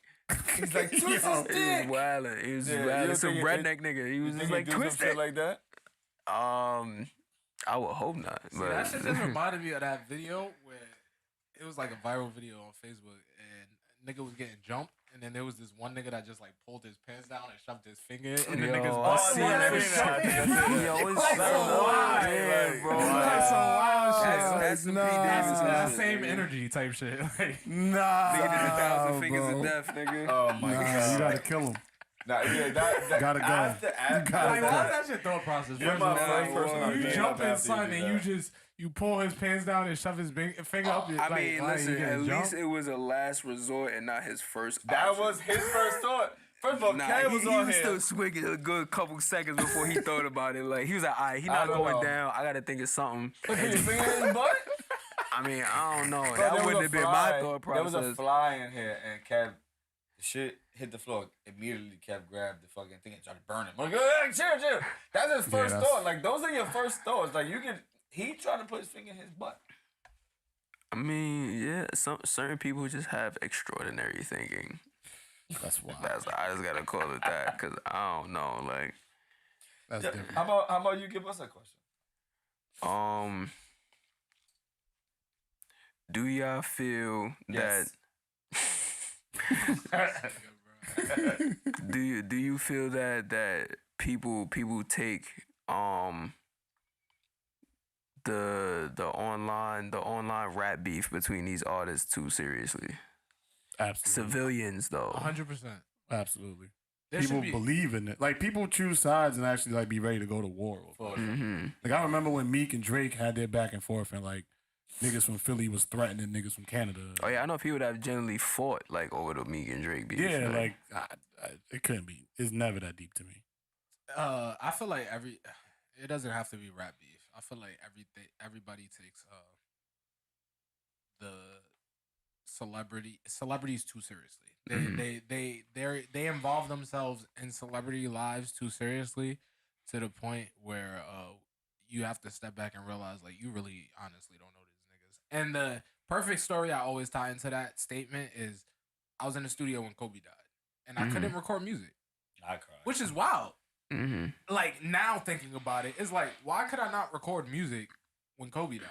That's the only. But you person gotta I think. ever You gotta cried think for. about the con of caliber of celebrity that the person is. No, like, but that doesn't like when you actually break it down. That shit doesn't matter. They're just a famous. Person. You really don't know these niggas, bro. Nah, word. Like you feel you. really. I feel you. I couldn't record music, and all I did was watch Kobe play basketball. I've Like seen, when you really break it down, like look at it feel at the you. core. Like all I did throughout my life, high school, whatever. All I did was just watch Kobe play basketball. Why can't I record music right now? Why is this affecting me so Bro, much? when I Why was am I younger- so involved in this person's life? Even though he passed, I've watched him so many countless of hours. I still don't know this nigga. Yep. That shouldn't affect my work ethic right now. But it did. When the day that I had the news, I didn't believe it. I cried. People, my family checked on me. I didn't even cry in Passion of Christ. Damn. Like, Yeah. Which is crazy, nigga. Because Like- he died for your sins, my nigga. right, but I didn't cry. You're like, Like I ain't cry. Like that Passion wasn't of like Christ, that. I let go at least I one ain't little cry. solid tear. Like, I ain't crying when Michael Jackson died. I always thought people that like I ain't crying a Biggie movie where y'all know the nigga about to die. Like why y'all crying for this shit like that? I have never felt like that until that point in time, and I didn't understand why. Like I did not understand the reason why I felt so down and all that shit. And like that shit was weird to me. But I don't think that's do not- weird though. I feel like I feel like that's weird to me. That's I feel not like because he weird. Because at the created end a of the day, routine of motivation, and at a certain point, the motivation stops. So it's like now that we know that it stopped, it's just like It's it halts. At the end Like, of the day, bro, I'm sorry, but there's people that you physically met. And I swear, I know I'm not only speaking for I'm not myself. gonna cry. There is people that you have physically met that have passed away and you have not shed a tear over. Agreed. And you physically met them face to face, person to person, had a human soul to soul interaction, and you did not cry over their death. Why are you crying over nigga that you just watched on TV? I have never. I have never. If they came out, Go ahead. I don't know what show going on right now, but if they came out on The Simpsons and said Bart Simpson died, are you crying over that shit? No, it's not a real person, so I'm not gonna sit there and say it's the same thing. No, man, it's not a real almost- person, but it's just someone you've watched on TV. Betty, That's the only interaction when you Betty had. White died, I was type sad. I ain't even know Betty White. I'm not gonna lie, I feel like motherfuckers prayed on her downfall. I'm not gonna lie, I But was she was about to tight. be 100. I ain't cry over Kobe, but I'm not gonna lie, Betty White, I ain't crying either, but I was tight. Like, I was Almost definitely done. tight. Almost. I was real Betty close. White was the truth. Yeah, I'm not gonna lie, she was holding it down. Like I feel like, you know when they say like energy is like forever changing type shit. Betty I feel like motherfuckers put so much bad energy in the air She that was her about to heart be stopped, 100. nigga. Like She was supposed to be 100. But like I'm saying, like we don't know. Like I always like when people like cried, I'm like, why are you crying? You don't know the person until Kobe died. For me, that's my breaking point. Like I don't think I've ever felt like that about anybody else because I don't really admire anybody else. Like that. But it was weird. This shit was just like fucking weird to me. Like I won't. I don't think that's weird though, because like when a celebrity dies, it's not the celebrity that you're crying for; it's the artwork that you were attached to. yeah. So it's like if I'm watching Kobe, I remember where I was at when he hit the buzzer beater. Yeah. I remember when he said this in the post game interview. I remember watching his routine and pregame warm ups that I would mimic. So when I see that is no longer here, those moments are gonna stay with me forever. But the person who gave me those moments is no longer here. So that's what you miss. It's not the person. You don't give a fuck about the person. You just appreciating what that person in the art form that they left behind. No, I bro, like I definitely understand it because at the end of the day, bro, like it affected me. So I'm not to say I'm above these things affecting me. Yeah. It did, but I had to step back and kind of realize like why. Like I understand I'm never gonna see this again, and that's cool. There's countless of things in life that I could say I'm never gonna see my dad again. Like you feel me? So that's something more personal. Yeah. Why am I crying over a man I never met? I feel And that's how, like, that's really how I looked at the situation because it's just like, bro, like, I had to step back and be, I'm too invested into celebrities, like, because Oh, that was there's like the no moment. Yeah, at that okay. moment because that's when because I mean before the Kobe shit, probably like the in terms of an artist, like I cried when X died, OD, because I was in the military when I actually found out about XXX Tentacion. I fucked with his music because he made a lot of. I was depressed as fuck at that time, so he made a lot of music that catered to that audience, like people going through that type of emotion. Right. And I really like gravitated to his music, fucked with it, whatever. He died. I wasn't at a mature enough mindset then to think, why am I crying over this little 18-year-old boy dying? Nigga, I'm 25. Like, I'm 7 years older than nigga. Why do I feel sad about it? But don't put yourself in No. a position like, yo, I'm mature for it. I'm not saying age or anything like that is a factor. I don't know what you was about to say. I cut you off. But I'm not saying like if that's where you were going. I'm not saying age or anything like that is a factor, because at the end of the day, shit, depending on the mindset, you could get inspired by a 12-year-old. Like, you never know the individual, the human. But that was the first rapper, or like I was sad over it. And then there was the Kobe shit, and I had to step back and realize like I'm like, it kind of feels like idolatry at a certain point, how emotionally invested you are into these people's lives that you never met. And now I'm at the state like top 5 Paramore right here, Paramore fan right here, top 1. Met Haley Williams, got on stage with them, performed Misery Business with them. Love you. Yeah, 2017, September 11th. Love them to death. If Haley Williams died tomorrow, I would not shed a tear. And I love her. Been a fan of Haley Williams and Paramore since middle school. But I'm at the point is like, why am I so emotionally invested in people I don't know? I'm not that emotionally invested in people I do know. Yep. That's how I just come to look at shit. I just feel like it's not the people. That's my. I don't think it's the people. Okay, it's the even heart. the art. All right, so the person that I'm not emotionally invested in, they have some type of thing going for them that can shine bright on the world. You feel me? The same way Kobe's basketball art did. I'm not invested in them either, though. And I actually know them. But notice how the grieving process for like celebrities is always a lot shorter than what it would be for like, even if you don't shed a tear for like a personal family member or a friend or whatever the case may be, usually a lot of times it hits you later on. You feel me? Usually you see a celebrity, it's just like, damn, you feel me? And then it's just like, unless you see that face again in passing, you don't really think about it. You feel me? Usually with those personal experiences, like, it's the memories that, because we're so focused on them being in this current situation or them not being here with us anymore, whatever the case may be, we don't really focus on them not being there until after that moment's passed. Usually when a celebrity passes, is like, I don't know this nigga, so the only thing I'm gonna think about is like, is it him being dead? You feel me? Whatever he did last, you feel me? Usually with celebrities, we don't think about their past accomplishments. We only think about the most recent thing we've seen of them. Right. You feel me? Okay. I don't know. I guess for me, a celebrity I kind of felt sad for when they passed was Chadwick. Yeah. I'm not gonna lie. Yeah, that one hurt. I feel like that was mainly because me personally. I feel like it's because his work ethic. You feel me? To be going through what he was going through, and nobody even knew. Nah, word. And then to hide it, it, and then still go through 6 movies, While being made fun of. Right, like 6 whole movies, like that shit is crazy. You doing full on stunts. Some of the stunts he was doing himself, shit like that. You feel me? And it's like, colon cancer. Right? Yeah. Shout out, man. Listen, we support you guys with colon cancer, man. I hope everything gets good for y'all. Yeah, man. Cancer in general, man. I hate cancer. Shit. Like, I got a lot of family with that problem, and it sucks, man. Like that, and then also with that, with Chad, because like I don't know, I don't want to speak for everybody up here, but everybody knows somebody with cancer. In a sense, doesn't matter what it is. It's like that shit is like a big place where it's like, fuck, like cancer. Once you get the big C word, it's like, damn. No. Like that's where it fucked me up, because like I got family that I need to protect. That I feel like I need to protect, but I can't. Yeah.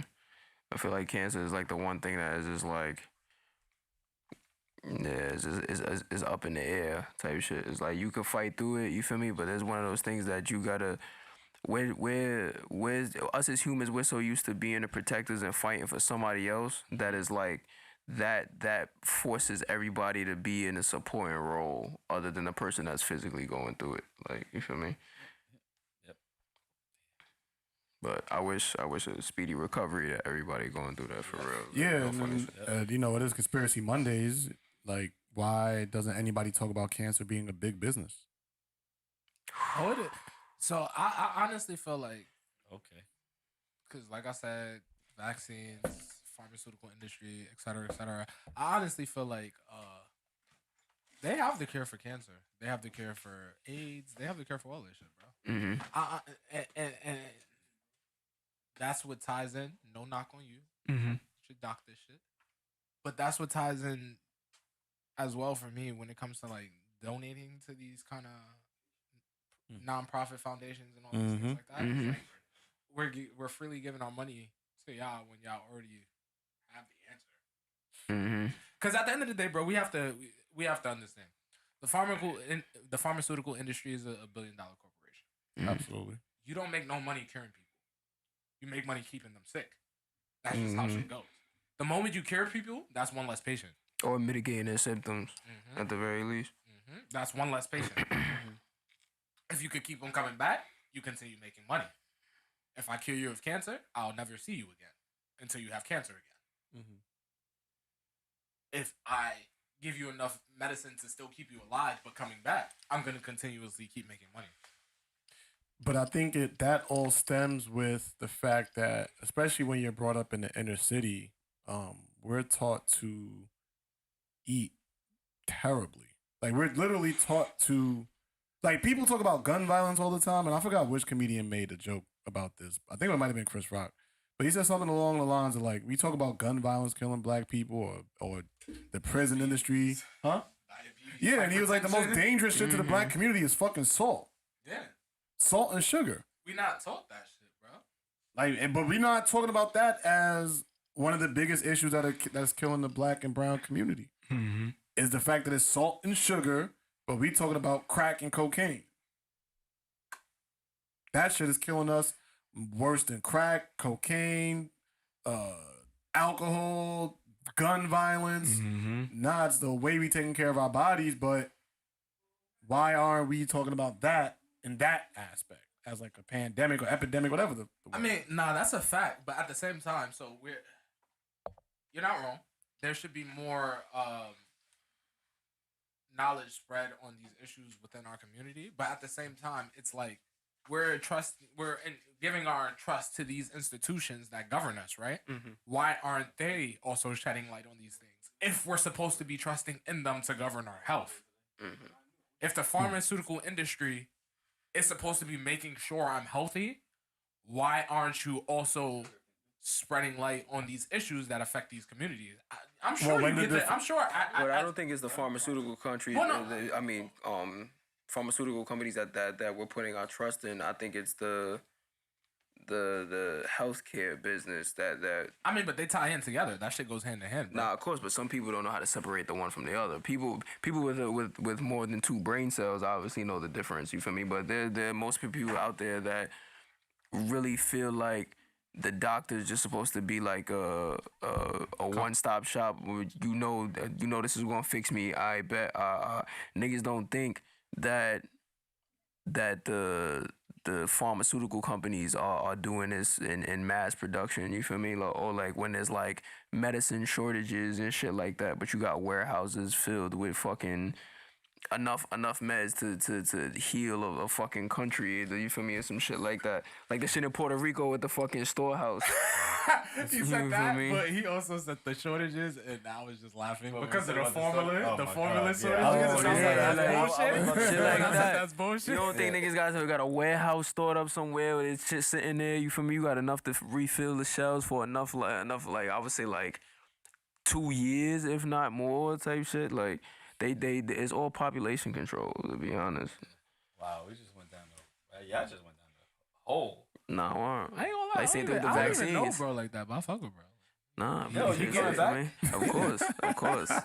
we gotta have another day where we can like bring team on and hell yeah. Oh, Watch the Modelo. Yeah, I didn't move. I saw it. I didn't move. Reflexes, dog. Spider-Man. I'm Spider-Man. Well, I could have got Spider-Man. Saw that shit? Oh yeah, that's my next question. Favorite Spider-Man? Since we go into this whole multiverse shit, Miles Morales. Miles Morales. I feel like it's That's the kind black of. kid. That's the black That one. shit was fire. I never seen that. That's tough. The second one That's was to come tough. out. The Into the second one was to come Spider-Verse, out. that shit was The fire. second one was to come out. I don't know. I like Toby original, but I like what this boy is doing. Tom Holland. I like what Tom Holland's doing. But because Tom Holland fits the description of what real Spider-Man is. Right. You know, Stan Lee actually said himself that Tom Holland is how he physically envisions Spider-Man. That's why I like him more, because he's more of like the comic book character, in school, whatever like that. Toby is just the original. He's just he first of all, Toby's the strongest Spider-Man. He don't need no cartridges. He don't need. And Andrew Garfield world is different. He needs the cartridges. He needs all that shit. But even they said in the movie, oh wait, that comes out of your blood. Like, but that was actually Spider-Man. Spider-Man he had the web shooters and shit like that. Yeah, like, but you think he comes blood? I mean, comes web? Yo. that's wild. The fact that I even got to think about Yo, Justin, you good, my nigga? listen. I always thought about Yo, that. listen, like, you know what's does crazy? He come web? You know what's crazy? I'm about to hit you in the head with something. There's actually an issue of Spider-Man where Peter Parker kills Mary Jane because he has radioactive semen. Nah, that's fan fiction. Nigga. That's fan Swear fiction. everything Am I I love. Look bugging? it up. That's Look it fan up. fiction. Is that nigga. not a question to ask? Like, do The you think nigga that has radioactive semen. he's the only one that has it in his blood. It's not like he doesn't have like no enhancements. So that means like fluid that comes out his body has to be wet. Wait. So, was the? Because I mean, I've read the comics, but I'm not hip right now. Was the comic book Spider-Man? Was it web shooters or was it like No, it was- actual? Oh, I believe. I believe. Look, you can say. Because I There's feel like different, there's there's different issues with versions of both. him. Yeah, there's different versions of him. Like Ultimate Spider-Man, I think Ultimate Spider-Man is where it's like it's coming out of him, if I'm not mistaken. And then it's like, but majority of them is web shooters type shit. Okay. Or there's like a version of Superior Spider-Man where Doc Ock takes over his body type shit. And I think that's like coming out of him as well, if I'm not mistaken. So is it not wrong to believe that he comes web? I wouldn't. I even mean, think it. I feel like it's a very high possibility, but I doubt it. For the simple fact that spiders themselves don't come web. They usually I didn't think about that. They shit web. You feel me? Spiders is crazy. Or they got a special hole for like the webs to come out of type shit, like next to their ass or some shit. Like I don't know. Spiders is crazy. You ever seen like spiders move? And it might be crazy me describing it like this, but you ever seen spiders move in like 8-bit? Like glitch when they move, like small ass spiders. Oh, Like the they ones that glitch when they move. Like they don't move like normally how our eyes can pick them up. They like teleport type shit. No, I swear to God. You think I'm bugging, but I swear to God. Send that. You talking about the ones that like jump to the side? type Yeah, shit? like they don't just walk. They just like it's know like what these you're talking niggas is flash stepping on some anime shit. Like That's just crazy. like I've actually seen that shit, and that shit because I spend a lot of time in the fucking field being in the military, and that shit is the weirdest shit, bro. Like some spiders actually they don't like you'll see normal spiders just crawl and move normally. But other spiders would just like kind of hop to the next spot as if it's like an old school cartoon type shit. Sometimes I let spiders bite me to see if I have webs. You just retarded, my nigga. Fuck around and let your blood coagulate. Gonna cough up a blood clot, nigga. Nah, I'm just saying. But, Nah, you that ass. I don't like spiders. No, I let spiders rock though. Like honestly, like the only thing that don't like insect I let rock is spiders because they actually like eat like the shit that you don't want. In Nah, your yeah, they're crib. beneficial. So if I ever see a spider, my daughter be like, "Hey, kill it." I'm like, "Nah, let the spider rock." They're beneficial. At least till he's They're done. beneficial. They so beneficial. Nah, but Nah, if I still kill them shits, but they beneficial. Nah, of course. Like if I know I say you know you got roaches in your crib, whatever. Does the spider eat the roaches? Yeah, the spider eat the roaches. But if you know you don't got no roaches in your crib, Kill the fuck shit. is the spider in there for? I'm hopping him like. Bro, I What? no funny shit. The other Straight- day, you gonna elbow the shit? I'm not gonna lie, I've done very weird shit to kill a spider. I've done very weird shit to The kill a other spider. day I'm not gonna that lie. centipede came, and I live on the 4th floor. That shit was like it was mad big, right? Mm-hmm. So I'm like, what am I supposed to do? So I grabbed the shit, throw that shit in my fish tank. My fish tank ate that shit. My fish ate it. I got big fish. Which one is the ones that's poisonous? Is it centipedes or millipedes? I think centipedes. No. Damn, my fish might be poisoned. I ain't gonna lie. He said millipedes, and that brought me back to my crib in North Carolina, bro. I don't even know what those look like. It rains so much in North Carolina, the millipedes will come out the ground and go inside your crib. And going back to spiders, I would let the spiders rock because they would kill the millipedes. Mm-hmm. Nigga, I used to hate killing them shits, bro. Them shits is so crunchy, bro. Like when you squish them, it's like crunchy as fuck. Millipedes are longer though, right? They got more legs. They have a million legs. Yeah. They got the little. Yo, imagine having a million legs. Nah, one. That's uncomfortable. Imagine getting jumped by one nigga with a million legs. That's uncomfortable. Imagine a nigga wearing 1,000,010s just stomping you. Damn. Yo. Just stomping Not for nothing, a First millipede, Hokage if shit. there was a giant millipede, that might be the scariest creature. Nah, real shit. Think that shit's scarier than dinosaurs? I don't believe in dinosaurs. Me either. You I don't just believe watched in Jurassic dinosaurs? Park, bro. Don't believe in that. I don't believe dinosaurs ever existed. I believe in dinosaurs, but I feel like it's bullshit how they make them sound. Okay. Because What how do the you fuck mean? would you know? Because first Yeah, of all, there like- was a man in a studio that said, "Oh," and then like that was Right, a you sound. feel me? Like Like, how do we know? oh, you seen the shit where they got the frozen they found like a preserved mummy with they found a frozen mummy with preserved vocal cords type shit, and they 3D printed the rest of his vocal And that shit cords. said, "Oh yeah." Right, it's some weird shit. She said, like dumb loud or some shit like that. Like the nigga was screaming in agony. I'm like, oh my nigga, what are you gonna learn from that? Like, the That fuck? should be No, bullshit, bro, real shit. I really don't believe dinosaurs ever existed. That's me. Y'all can say the fossils, the bones, all of that shit, but also I do think that shit was made for media, for like movies and all that shit. Like, I don't believe dinosaurs ever existed. You're gonna tell me there was like 1,000,000 dinosaurs with fucking the size of these buildings roaming around us and just hitting each other with their necks? I mean, that's believable. I'm not gonna lie. Like, you gonna look tell at me a giraffes. T-Rex? Nah, yeah.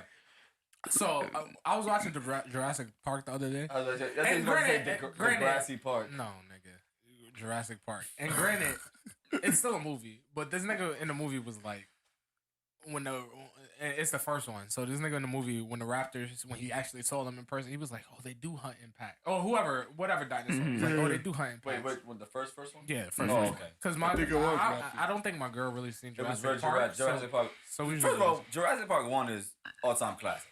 nah, I fuck with it, bro. Jurassic Park 1 is all-time classic. I used to watch that shit hella as a kid on VHS. Crazy. My son Jeff Goldblum was scooping bitches. You know what I mean? But did Jeff Goldblum start coming in until 2? Oh No. No, I think he was in one. He was in 1, right? Yeah, he was in one. Jeff Goldblum was the one that got... With the shades, and my son had the black shirt on, a little satin shirt on. My son was sitting in the truck, scooping bitches for me. He tried to holler at Shorty the whole trip, like, "Yo, come here, baby. Let me tell you something, boy." You feel me? My son was giving Johnny Bravo vibe. Nah, but yeah, so he's saying they hunt in packs, and he was like the archaeologist or whatever. So I'm like, yo, how the fuck would you know that shit, nigga? Like, I don't give a fuck about your research. And granted, I still understand it's a movie, but I'm like, I don't give a fuck about your research, whatever you can read. What human was physically there to witness these niggas hunt in packs? Like, how would you know this information? And then the fossils, nigga, that shit is as fake as the moon. Like, I could have made that shit and just told us, oh, we found these dinosaur fossils, real and we shit. just gotta believe you. In these museums, those bones are not even real. Like, those are fake Those are bones. replicas. Those are replica the bones. real bones are too brittle, supposedly, You to be can't. put on Those display. bones are not real. I Those will bones never are believe fake. none of this shit until I go to the museum that actually got the real shit. Yeah, You gotta go to London. All right. Yo, So I I love- won't believe nothing until I go to London. that's a fact. Bro, I'm funny with you. shit. So They we got a all couple- together, but I don't even like when a movie tells like, and I'm like a sucker for like live action shit. Like, I'll be like, oh shit, that's real. Like when Selena. Like the end of Selena, when they show all the footage, you know, and that shit. Yeah, Selena had a fat ass. Yes. we just spoke telepathically. Me and like- JT, like, I don't know nothing about that. But what I'm saying I is, watched like, the movie, when I don't know who when she I watch is. movies, I like real footage. Like, even with, like, the Tupac movie or the Biggie movie, where they started to show, like, just the real footage shit, like, the camera shit. Like, I love that. There ain't no real footage or anything, no documentary of a fucking dinosaur. I mean, cameras That's ain't exist though, bro. But there's no real. That's There's what no I'm saying. people. Like, so do you believe in the ancient Egyptians? Yeah, they built the fucking thing, bro. How do you know that? So you believe in ancient Egyptians but not dinosaurs? Yeah, I don't believe in dinosaurs. How do you know they didn't just make the mummies? But those are and people, though. I mean, yeah, but anybody can. How you know do- they just make the mummies and leave them shits in there? To I make you do believe understand where he's coming from because there's one big inaccuracy with dinosaurs is that they said that the world was destroyed and reformed or some shit like that by the meteor that hit the earth or some shit like that. How the fuck you gonna find bones if everything's molten lava? Oh, I didn't think about that. Secondly, what happened to the water dinosaurs? Right. I mean, we've never been to the deepest part of the water. That's also the water ape theory. That we didn't really come from monkeys. We came from aquatic mammals. I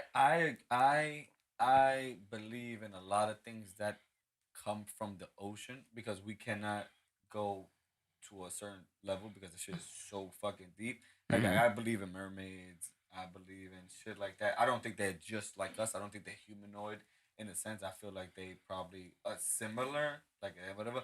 But Bad I demo don't plan. believe that you're gonna try to tell me there is a Bigfoot in Wisconsin somewhere, but we have a satellite that can look at us through this window with a fly on our shoulder, but we can't find Bigfoot. I see what you're saying. You get what I'm saying? Like it's not It's because space is fake, bro. okay. If you want to say that too, okay. I would agree with that. Like I would say, okay, I can. So where do you see think why- we are? You think we in a glass so dome? if you want to look at, like, No, I don't think so. Elon Musk's Starlink, that's like the most advanced satellite system we have because obviously Tesla and SpaceX and all of that is making strides, which is crazy to me. Even tying into the whole space thing again, how went to the moon, still never went haven't to the been moon. back, and it's taking Elon Musk to take us back to the moon, even Was though you technology here has that day I advanced brought that up? tenfold. Oh no, wasn't here that day I We brought was that up? talking about that on I think it was like last week or 2 weeks ago. No, but I I feel was like like, they there was found no way something. that we went to the moon in the 70s. We have so much more knowledge and more fucking everything from the 70s, and we can't make it back. Yeah, Does it it's make bullshit. no sense? So I feel like Starlink being like the best satellite systems we have in space right now, there's no reason we should ever have a missing persons case. Anything where we can't identify the person, like you get it?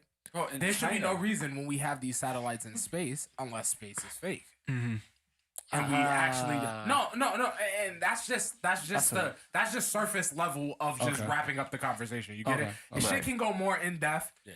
And there's so much more to say about the topic, but that's just surface level wrapping up the conversation.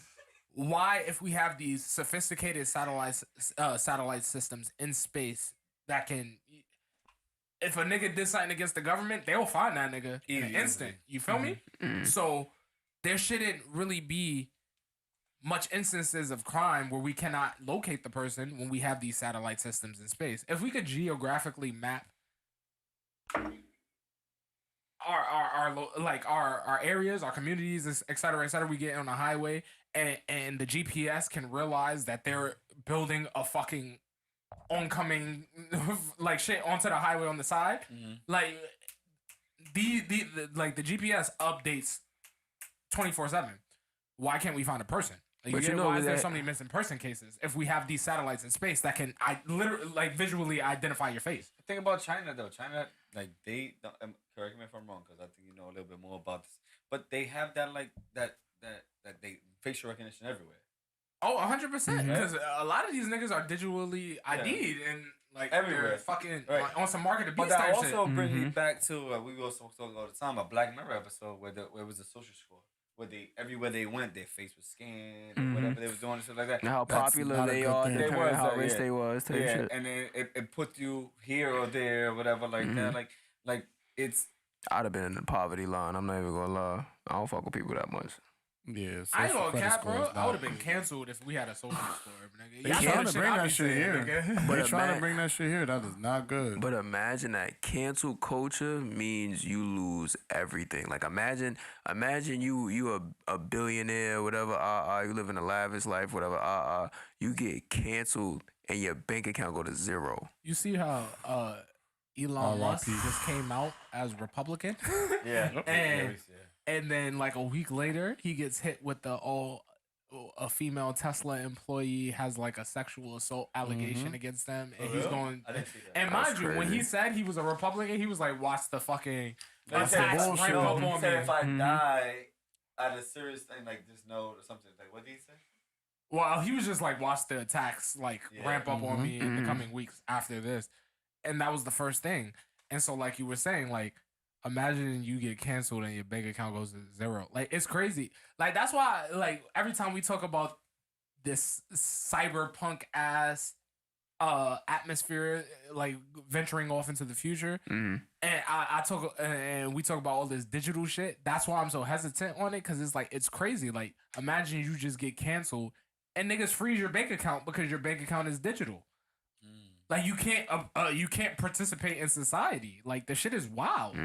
Like when you think about things going fully digital and we get rid of physical money, like the shit is crazy. Like and that's just your bank account.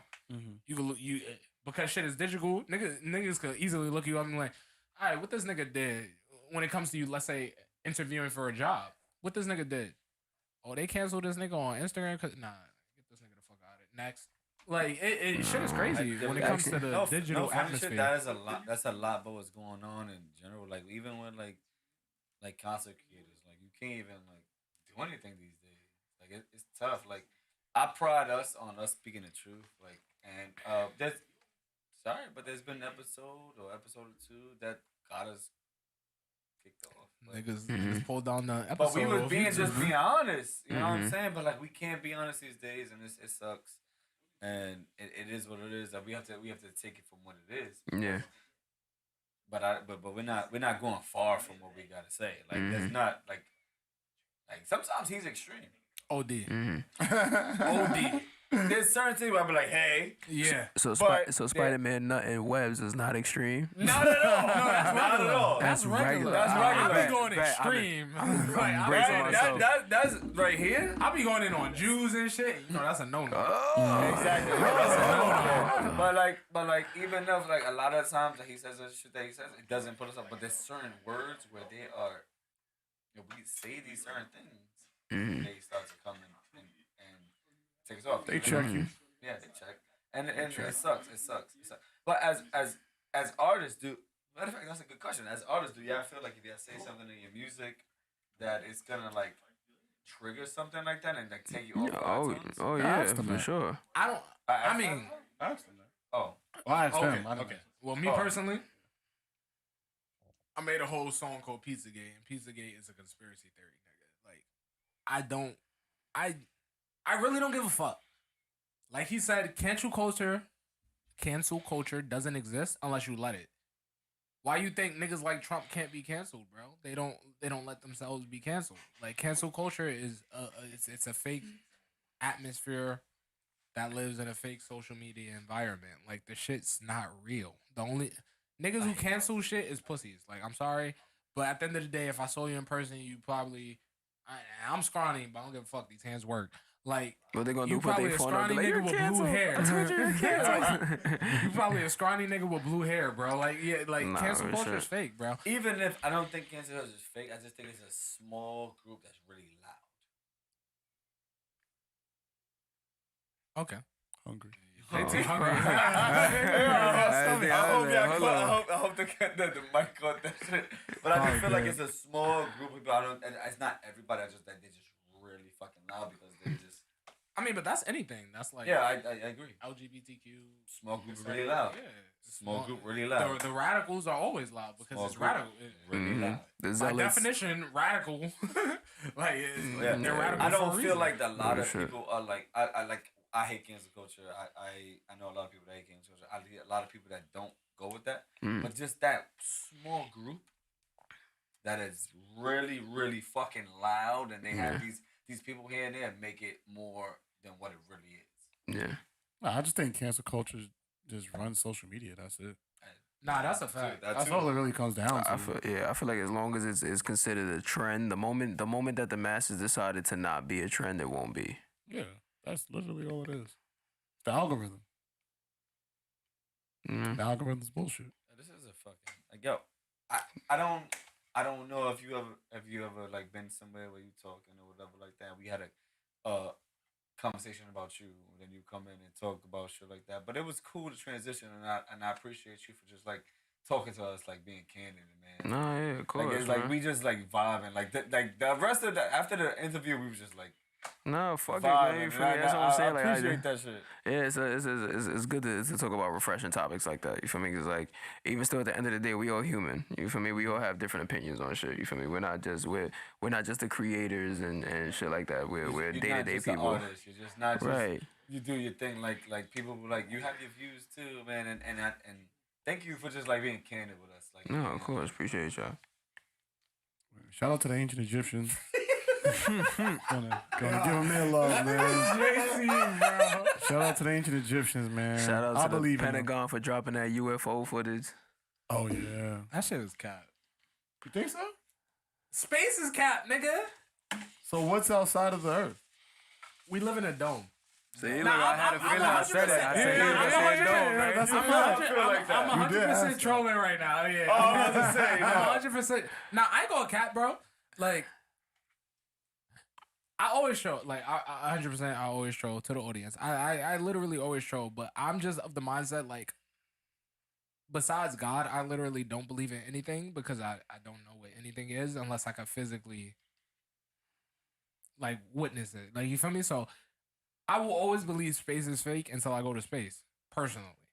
Until I'm sitting there. So would you go to the hotel that they are to make in space? If they make a hotel in space and it is accessible to human beings, I ain't gonna be the first one. I'll tell you that. I'm gonna see what happens to the first niggas.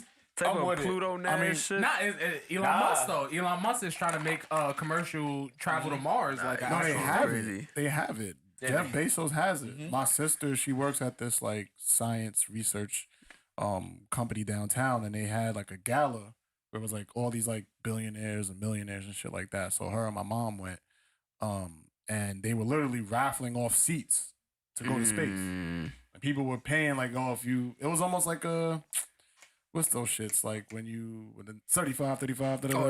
Yeah, auction. Niggas was auctioning space. Yeah, they seats. were auctioning species. I want to talk to the person that won the auction.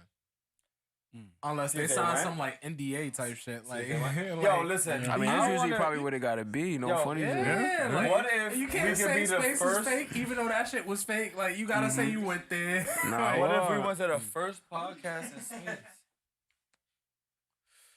You could do that in the metaverse. Do that with a green screen. But why do it in the metaverse? And we Like, trying to do it see for space is real life. real. Like, Now, I know, but going to space in real life is crazy. Because at the end of the day, not saying that I won't do it, nigga, because I've always wanted, since I was 18 and I'm 28 now, I've always wanted to skydive. I've never been a person afraid of these things. Like, nigga, no. Because at the end of the day, I'm of the mind, I'm a Christian.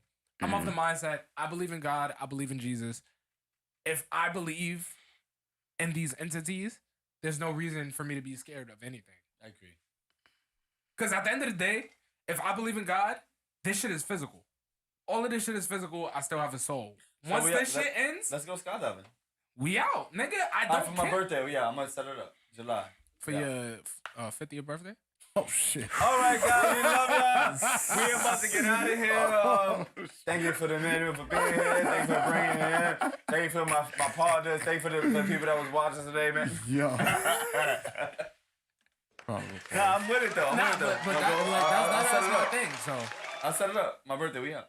all right, fuck it, we out, nigga. Y'all with it? I'm not going skydiving. You think your confidence through the nobody's- roof now, nigga? Go skydiving, bro. Nah, listen, It man. ain't, you go skydiving, bro. You ever went? The next, no, nigga, I haven't gone. Let's go. But only I'm I'm not doing- I went on a I'm not helicopter. bungee jumping. I went on a helicopter ride twice. First time I was in the back. Second time I was a co-pilot. Sat in the front. Enjoyed that shit. I'm I'm not not bungee scared of jumping. heights. I'm really not scared of heights. I don't fuck with roller coasters, nigga. I feel like I no do man not- I do should not know fuck the with roller feeling coasters. We know of the his person nuts not in to his say when we stomach. go into the music. Right. I'm not scared of heights, but I don't fuck with roller coasters either. I love roller coasters. I don't like roller coasters. It's just unnecessary to me. A roller coaster unnecessary is Yeah, I fucking just fun. I can find other ways to have fun. Nah, it's just a no. thrill. So, if But you that's don't, why I so feel you like- don't go to no amusement parks? Now I go to water parks. Okay. Feel me? That's calm. Water's Feel me? different. So you go in the big shit that we. Yeah, I probably go on like the big shit, but like that's usually because them shits is like fully secure. Like I'm not getting on no tube that's not like all the way, at least at the very least, like above 180 secured. So it's like if I slide a little bit to the side, I can put my hand down here and just wiggle my way Yo, back you down. see? Type of shit. Do you see the accountant guy? Because you gave him mad numbers. You see? Like. You know what I mean? So like you don't fuck with roller coasters at all. Yeah, like, nah, that's out. That's out. My brother When put was, the me on the last time, side. when was the last time you went on? My brother put me on a cyclone when I was I like, like the cyclone. nah, niggas put me in a bad seat. Oh shit. With a loose loose fucking the shit, the bar, and I'm going down. Like when we do the first drop, I lift up out my seat, and the shit is like just barely hanging on to my hips type shit. So if I'd have lifted a little bit more up, I'd have hit my head on some Final Destination shit. I'm like, nah. I said after that, I balked on my brother. I'm like, yo, I'm not getting no motherfucking roller coaster ever again. And he's sitting there laughing at me the whole time, nigga. I'm just like, yo, bro, you dead ass? Like, yeah, nah, fuck roller coasters. That's not it. I ain't gonna cap. I never went on roller coasters, like besides like Ride Playland, like bullshit kiddie roller coasters. I never went on roller coasters at all until my life, until I was fucking with my girl, and her friends went to Six Flags. And mind you, she didn't get on these shits either. But I'm trying to impress this. I'm trying to impress this girl. I'm trying to impress her, and she didn't get on them either. But like, I just went on them shits, and I'm just like, yo. And mind you, I'm not scared of heights. I am scared of man-made equipment, even though that's what a parachute is. So if I ever go skydiving, I'm depending on that shit. But like, I'm not scared of heights. But every road, every one of them motherfuckers in the park, besides the ones that was down, every one I'm just like, the fuck am I doing, bro? I don't even fuck with these shits like that. I bro. love that. Nah. Nah, I do fuck with that because I enjoy thrills. That's why I want to go skydiving, because I feel like, nigga, that's the thrill of a lifetime. Like, you feel me? You essentially should never need a thrill again when you know you've dived like fucking 30, 40,000 feet in the fucking sky. No, I need That's two crazy. thrills of skydiving. The first one is with somebody Solo? You need one holding solo? me. Yeah, I need one Okay. solo. I can respect that. I need one solo. I I can respect need that. to go enough time with the person, whoever's on my back, to like make sure that I need to do it alone. One time, and I probably won't do it. And then you retire after that? Yeah, I retire after that. Nah, I can respect that. Yeah. Because I would love to do it solo too, but like, Yeah, just one. But we have to go so much. Like the rules, you have to do. You have to go with this person multiple times. But I want to do it one time by myself, or base jump. okay. What about like hang gliding? I do hang gliding. I'm not doing none of that shit, bro. JT Black. Yeah. I'll find the end of a book. That'll give me a nice thrill. Watching a decent movie, that'll give me a nice thrill. You've been like helicopter? Helicopter rides? You done that? I mean, I've done Would you roller do coasters before. Like I did, like Helicopter. Yeah, I feel like that. Yeah, I would do a helicopter probably, ride. Like, max out, dude. But you wouldn't do skydiving. That's just like too much. yeah, I don't need all that shit. I'm I like- probably wouldn't even really do a roller coaster unless I'm it's a- like necessary. I might I'm do a Oreo. paragliding. Hmm? I might do paragliding at the max. Type shit. But shit, where you got the surfboard and the parachute, and you got the back of the boat type shit. Yo, bro. That shit is tough. I went to North Carolina because I go every June. So I'm about to go like in a week or two. I went to North Carolina last year, bro. and I was on the beach with my girl, and it was this nigga like literally doing that shit. Mm-hmm.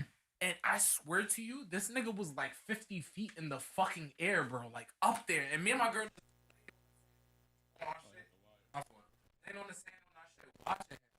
And he's up there in the fucking sky, and then just comes back down, does it again. And I'm just like, nigga, I would shit myself. Like, what you mean? Like, that shit is crazy. I don't look Sitting bad.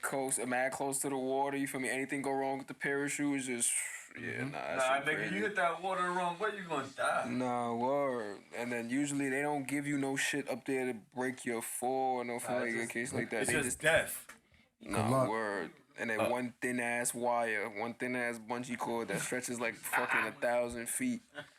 I'm with it though. I'm with it. I'm with whatever. it. That's one thing. Yeah, Yo, paragliding is sick tough. Yo, we gotta do this again for real. Yes, for sure. You guys are airing Mondays and Thursdays, right? I bet. Yep. Mondays are good for you though. Well, I told him to come. Oh, because it's like Thursdays, nigga. This whole shit be. Yeah. Usually Thursdays is actually better for me. That's fine. We can make it work. Yeah. We'll schedule with my team. I just want to make sure that the rest of them got their schedule situated. Type shit, because they got day jobs. We all do a lot of other shit. You feel me? So it's like everything that I know is either I'm teaching them or they're teaching me. Type shit. Feel me? So yeah. Let's do it, man. I really have nothing else to say. It's about to be 12. I know you gotta go to work in the morning. Oh yeah, I definitely gotta work. So I'm good. Yeah, good. Good. Yeah. You good? You good? Yes, sir. Yeah, y'all good? Yo. Now y'all want to stop talking like we can't hear you the whole time. Yeah, niggas. Nah, we good. We love you guys. Hit us up with a date. Everybody. Matter of fact, before you go, tell everybody where they can follow you, get the music at, and do everything you gotta do. Okay. My Twitter is Oshay the Villain. OSHAYTHEVILLAIN. My IG is Top Tier Oshay. You can find me on all platforms at Oshay the Villain. And you feel me? Big hustler, Bando baby. I'm outside. Pardon me. Let's go. Please. And album? The album name of the project is B2 Side A, and I can't tell y'all when Side B gonna drop because this rollout about to go crazy, but it's coming soon. It's gonna be out before the year over. Yeah, we're gonna play one song after this. Which one are we playing, JT? Never That's what Apart. we playing. We actually playing Never Apart. Never Apart. Thank you for coming. Like I said before, like support is free. Like we got you, you got us. Thank you for coming. Thank you for talking to us. And we're gonna continue this far after this. Yes, sir. We're gonna play the music. Please, everybody, go out there and go download that album, go buy it, and stream it and everything like that. We love you guys. You want to Never introduce Apart. the record? Yeah, I produced Never Apart. He said he wanted to introduce it. You want to This is Never Apart on B2 Side A. Oshay the Villain coming to you live. Let's go.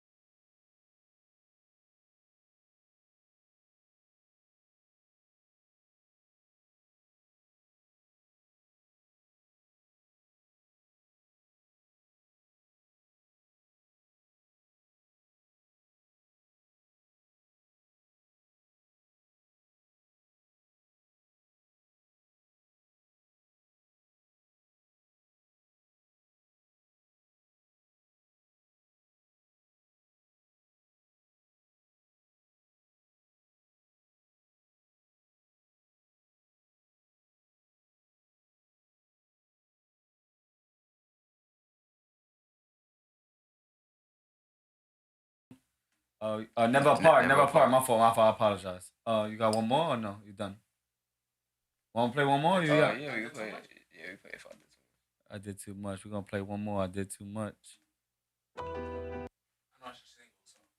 I didn't know if that's This is a what you single? wanted. That's one of them. The actual single is Better Left Unsaid, but the next single that's coming out with the video. The video is dropping 4th of July.